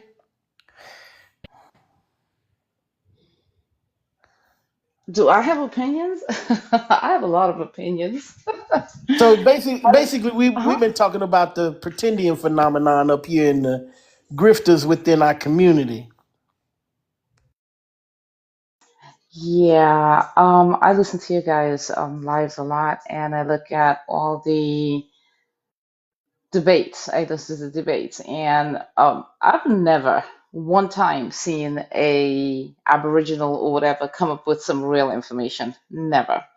So I promise you, I want it to be real for them. So I wait all the time just to see if someone will come up with some real information, and it never is. It's always the same story. So yeah, I do think it's a grift. I think it's a shame that people are throwing away their African heritage. I think it's a shame. Yeah, because I love it. I think the whole story is just, I mean, as an African American, our whole entire story, how we came to be African Americans, the achievements that African Americans have made themselves, I love it. It's a whole story, but it's not the beginning of our story. Just like even if I was to talk about Jamaicans, Haitians, St. Lucians, Trinidad, Tobagans, Saint Martin, the whole gambit, right? I love their stories, but their stories don't begin in the Caribbean either. Their stories are beautiful. They should be told, and they should be told in conjunction with the beginning of the story in Africa. I mean, it doesn't take away from either group to do that. I mean, it just like it doesn't take away from a Igbo man or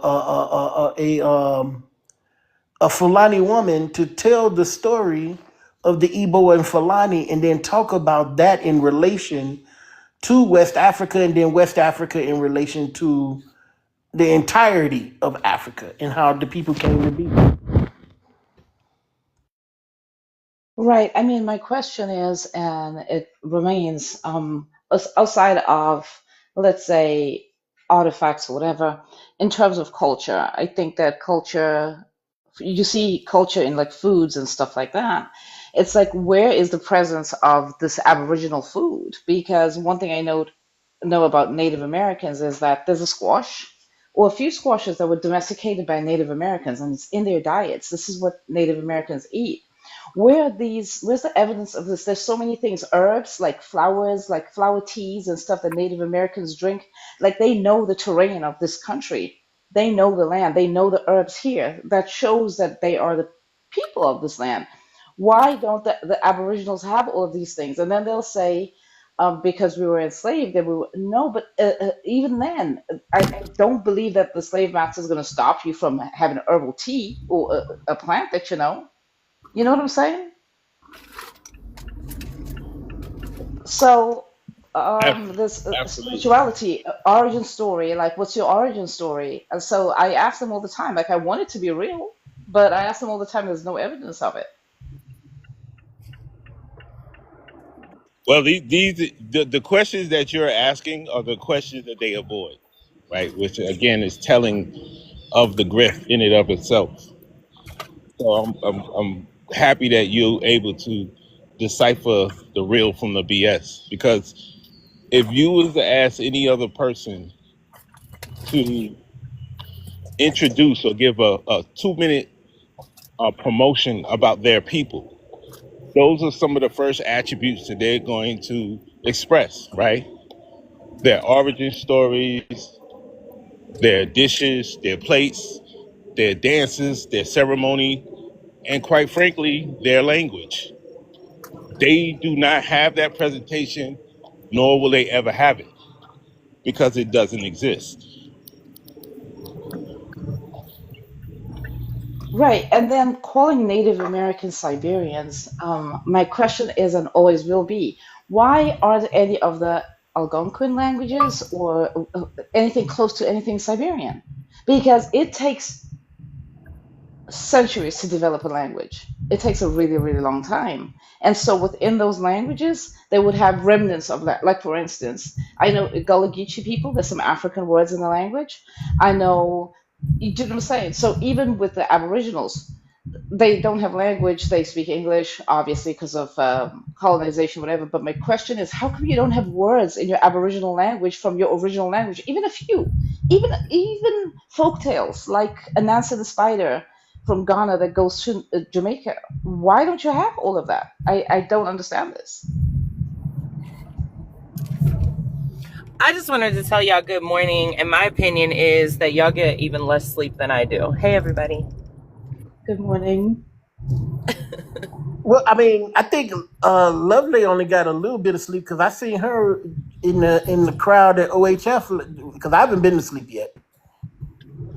I got about 3 hours of a few sleep. hours of sleep, But yeah, I seen Lovely over at OH's.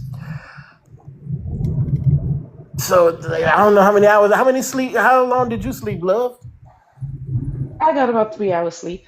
Yeah, because I was about to say I just seen you a couple hours ago. Yep, that's true. Man, and I thought I was bad, but I got 3 hours of sleep, and now I have to head to the studio. No, I only get that way sometimes. So like most nights I try to go to bed. I swear I try to get in bed by 8. But if I get online messing with y'all, it usually ends up being about 11 to midnight. And then I just get every once in a while, because I didn't had so much sleep, I'll stay up a whole day. So like by the time tonight come, I'm probably gonna pass out real good tonight.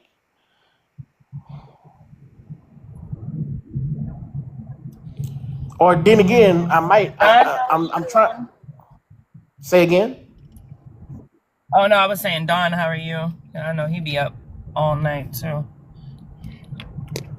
Yeah, if I get He me a might be little bite to eat, if I give me a little bite to eat, that'll put me right to sleep. I don't know. It don't matter what it is. People be like, just eat fruit. I'm like, I don't care if it's a banana. I'm going to sleep afterwards. I mean, I have really, really bad insomnia. So like unless I take like a gummy or something, I don't sleep very well at all. But I get a few hours of sleep. I'm sorry, David. I'm the only African on this live, so I don't think it's an African live, David. So you probably heard my accent and you think it's an African live. I don't think everyone else here is African. I'm the only African. No, I'm African. I'm just African American. Oh, okay. My bad. I'm sorry. My apologies. He's been funny. Don't pay him any. No. I'm serious. I consider myself. This is a personal thing. Oh no, absolutely. I'm saying David's been funny. Sorry, not you, David. But I'm sorry. Go ahead. Oh no. You heard me. He said he simply read the prompt, but what about the prompt means it's an African live? It's talking about DNA and talking about where people originate from every continent. I swear to God, y'all just want to look for problems. And Red, you're right. I'm so sorry. My apologies. Right? I meant I'm the only continental African. That's what I meant. This David, as far as I know, I think this David is on our side of the discussion. This ain't the other David. Oh, okay. Nah, I don't know. I think that's the wrong David. This is. I'm gonna call him Good David. This is Good David. Oh yeah. It's a good David. My bad. David. Do you not have any idea how many pseudos are named David or have David in their name? So there's two pseudos I know named David. The older David and then the younger David. I think I know like 4 at this point. There's people as the guy named Alan. Alan. Oh, don't look at his profile picture. The guy tells me he's not African at all. I'm like, what? Oh my God! Please don't invoke his name. He is going to appear. And don't the doctor, invoke Alan. It is too early on a Monday for me to deal with my stalker. He will come up. I promise you. Yeah, I better not stay up too long because if he sees me, he'll definitely try to come up. Oh my God. Y'all, I made that video about the Crawford Canelo fight because I was rooting for Crawford and I was the only Mexican in the bar not rooting for Canelo. And I was like, yo, I got to get out of here before I get my ass whipped by my people. And now my video blew up and I got all these uncles in my DMs. And I need to fix that. Mexican uncles? No. Y'all's uncle. Because they're like, oh yeah, you were going for Crawford? And I'm like, yeah. And now they're all trying to holler. And I'm like, oh Lord, here I go. I didn't think the fights before that were that compelling. I mean, not compelling. They weren't that exciting to me. No, but Crawford was great. Like, he bodied Canelo. He bodied him. Yeah. The ones before it, I mean, I don't know. They was just... I don't know. It was a dry undercard for me. Yeah. Yeah, it really was. I mean, the Cameroonian guy did a good job. What was his name? Yeah, he did. Oh, yeah, he was a beast. Yeah, he was pretty good. But you know what? They were kind of evenly matched, though. Yeah. That one ended in a draw, didn't it? Didn't? Yes. Yeah, I think that one ended in a draw. Yeah, I was trying to remember. The bar I was at, I couldn't hear any of the commentary, which No More Pseudo said that I couldn't hear the commentary because they had music playing and they had like a dance floor, so I was watching the whole thing on mute. But No More Pseudo said when he was watching that the commentator said something crazy about the Cameroonian guy, like, oh, you know, they real hungry for these fighters that come out of Cameroon because they don't be eating, and so they use that whatever to be stronger fighters. And I was like, they don't be eating? That's a crazy thing to say. I don't know. I watched the whole thing, but before the main event, I did doze off in and out of sleep a couple of times because it was just kind of boring to me. Some of it.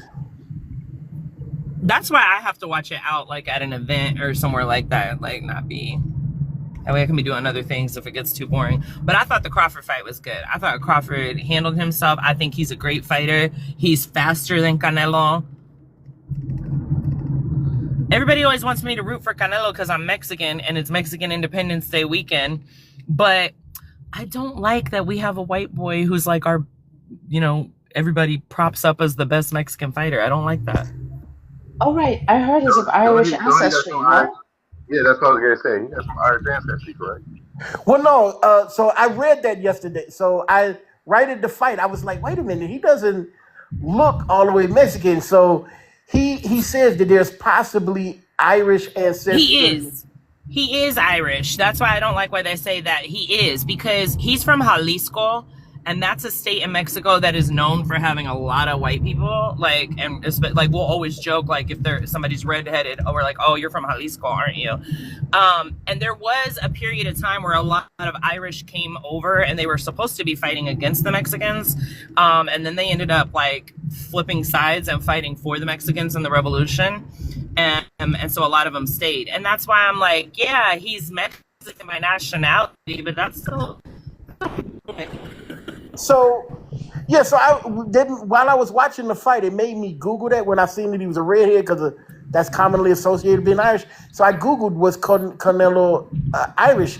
And it only says that he said there's possibly Irish ancestry on his mother's side. Daddy is a white man. Like, he's crazy. Like, but that's why, like, I just feel like. But funny that you mentioned that, right? So in the 80s, you know, Russia sent over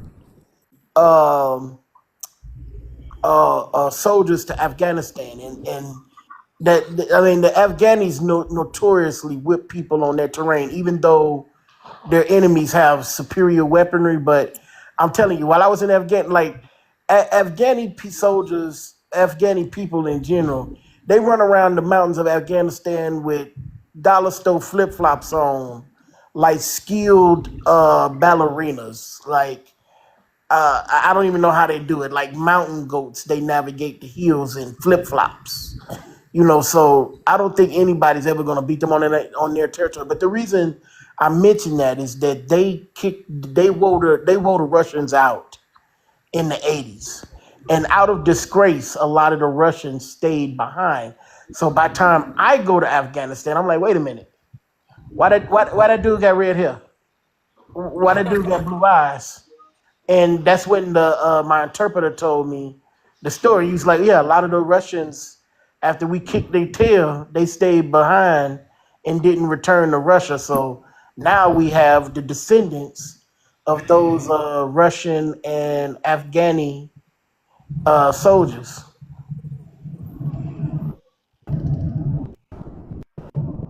Really? So like, yeah, I seen redhead, blue-eyed Afghani people. I was like, wait a minute, where did he come from? I thought they have a tribe called I forgot the name. It's kind of like a northern Afghan tribe. It starts with an H, I want to say. Where they sort of ousted a lot of people.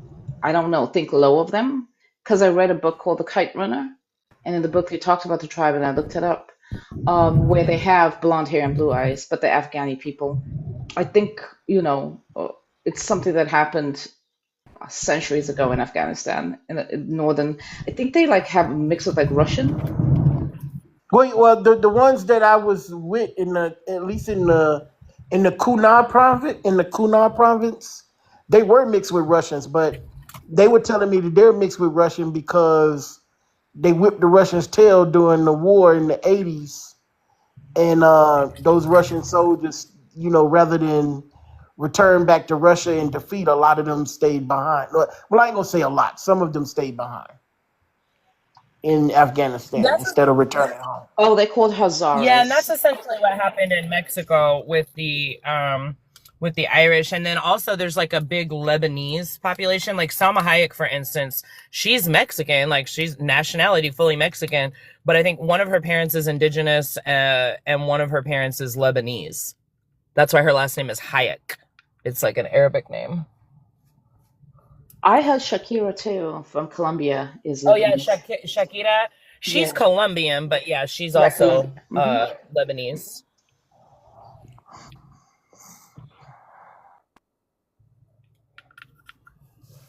Yeah, that thing that you said earlier, Kylie, in reference to the guy from Cameroon saying that Oh yeah. they were starving. I'm like, yo, not every Cameroon was starving.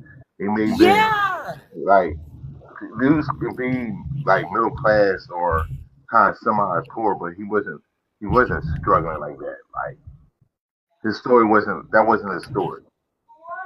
Like consider he was on the level of poverty like somebody that's living in projects. He was all I right. feel like that's something I mean, so. and I hate when they do that and they try to dramatize it. Like I'm like, yo, man, stop doing that stuff. I know. Like it just is very much the whole dehumanization of like black and brown athletes, like that. Oh, they're just built for this kind of thing, and it's just fucking ridiculous. Yeah. No. Well, how about if he came from a rich Did area my money? and you bounce? Yep. I didn't bet on usually I'll bet on all the fights, but you know, I'm trying to be tight on my money until the house sale is finalized at the end of this month. And so I only bet on the main one, and I should have bet more. And everybody was like, I can't believe you're a Mexican, you're betting against Canelo. And I'm like, yep. And then I'm in there, and I was originally at a different bar, and then I went to the Mexican bar, and yeah, all the Mexicans started looking at me crazy with how much I was celebrating over Crawford. I was like, yo, let me get my money and get out of here before my people turn on me. Let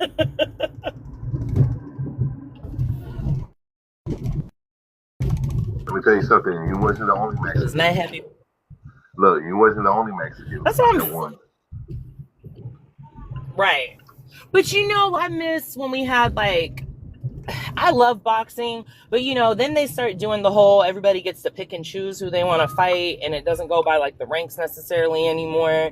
And then it's like we used to have like, I don't know, more fighters that were like, I just feel like it's the same fighters all the time now for main events. Well, and that's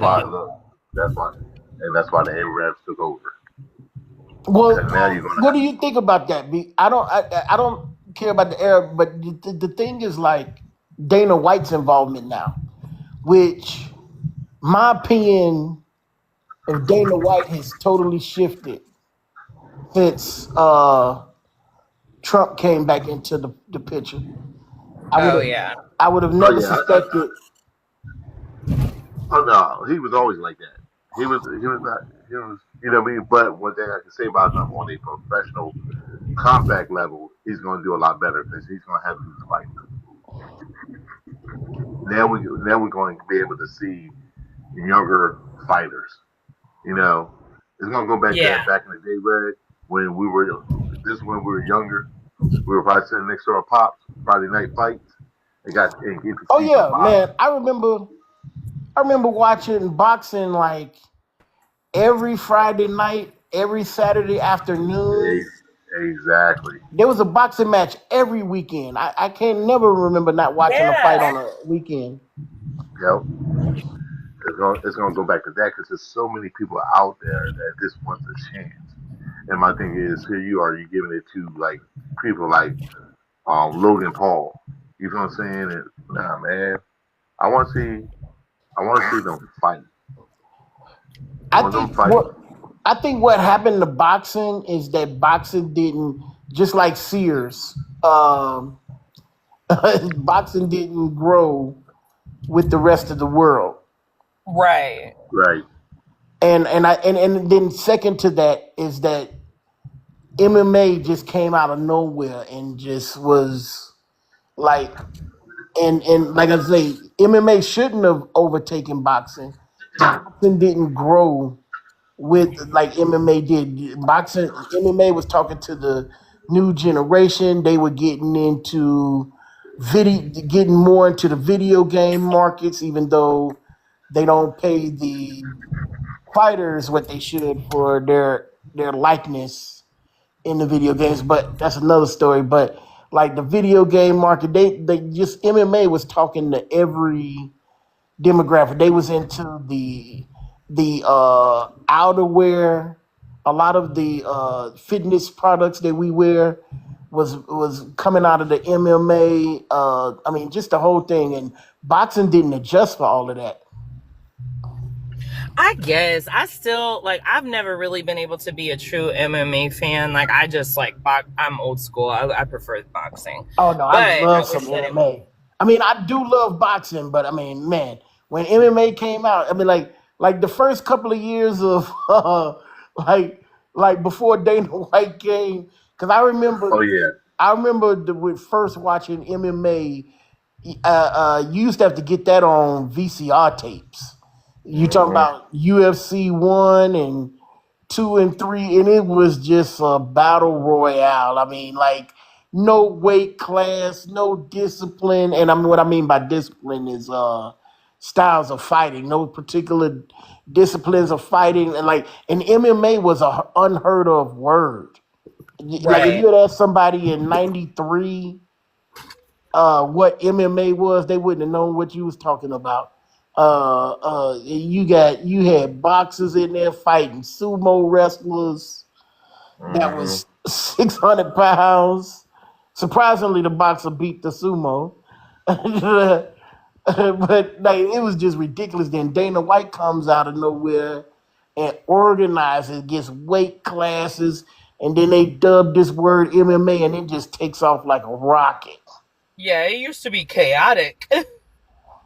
And I think what they did a shock value type of fighting that you know you're like, hey, this is something that you see in the streets, and they work because why? That's what we were playing, Red. We were playing Street Fighter. Remember Oh Street yeah, Fighter? Jordan. Yeah, Jordan, you're right. One man fights 5 times. Like if you have y'all seen Serious, yeah. the first what do you call it? The first the joints back in the day when it came to MMA. Heck Damn, I forgot yeah. the name of it because I said MMA so many times. Yeah, Uh, mixed martial arts. yeah, but what is it called? What's the organization called? UFC.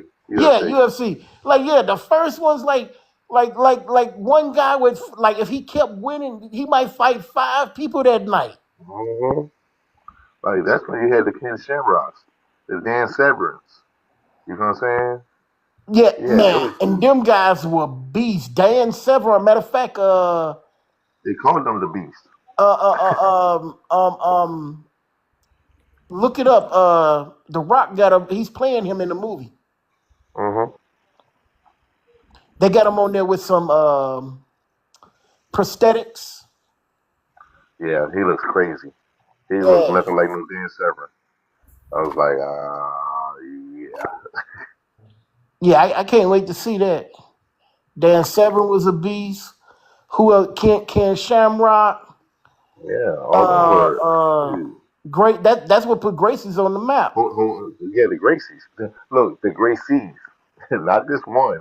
Oh yeah, I The mean whole city. they were already famous because of their dad. You know, you heard a story about their dad. Yeah. Their dad is like on record for having like the longest fight ever. Like I think like 24 to 48 hour fight. Mm-hmm. Oh my God. Yeah. Yeah, oh man, their dad is like I don't know if he's still living. I think he might have passed because he was old when I first came across him. Wait, they were just fighting the whole time for 48 Yeah, they hours? were just fighting. I mean, Yeah. this is the Yeah, it was story. breaks. This is Yeah, a it was. story. So I don't know It was what like, actually happened, but they like their story goes like their dad fought for like 2 days straight. And they tell a story. I read an article in a fitness magazine one time. They were showing what they eat for breakfast, which was an assortment of nuts, grains, legumes, and fruits. And the reason they had to eat that way and keep light is because of their father's reputation. They never knew when each one of them were going to have to fight. They would get like people would walk up to the house and like, "Hey, it's you and me," and they'd have to fight. So they were talking about how they ate growing up and then how they ate light and and nutritious and stuff like that. Man, it's just like crazy. I'm like, wow. So like even here where I live in Colorado, one of the Gracies got a gym here. I know the Army has used them like when the Army started adopting, because some years before I got there, the Army started adopting an MMA program, but they call it combatives in the Army, and they brought the Gracies out to teach us.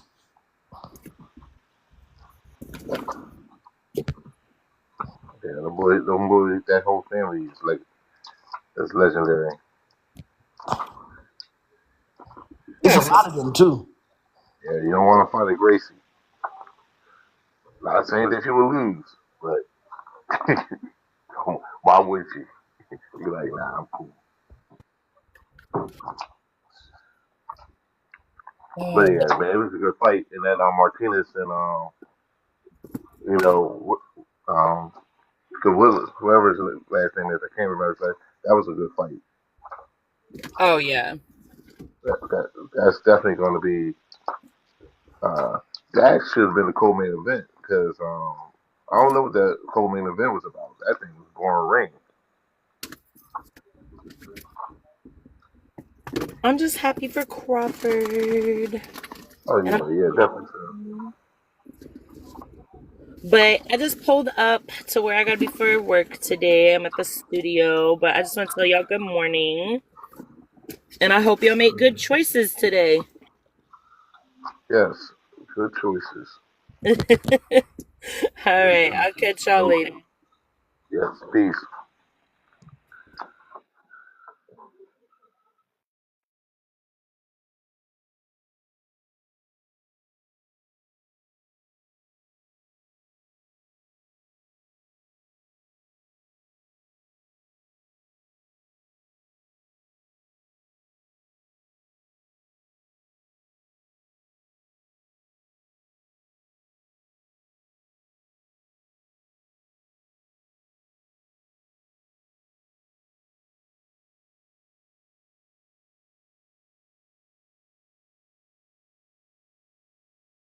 I'm sorry that I'm quiet. I don't know anything about fighting and MMA and all those things, or boxing. Sorry.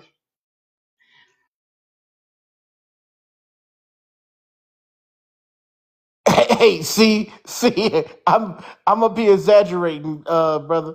So it wasn't Carlos Gracie Sr. It was supposedly his younger brother, Helio Gracie, and the fight was 3 hours and 40 minutes. That's still a long time for a fight. Yeah, that is. I mean, because I used to fight right in Taekwondo. We did 3 3-minute matches. I'm telling you, 3 minutes is an eternity. Right. Because it's a whole workout. So 3 hours? That's crazy. Yeah, they fought for 3 hours and 40 minutes. Yeah. Wow. That's almost 4 hours. Yeah. That's crazy. And this was in 1955.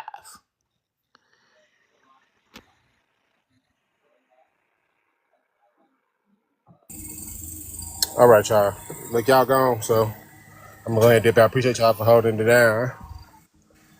All right, brother. Bye, guys. Night.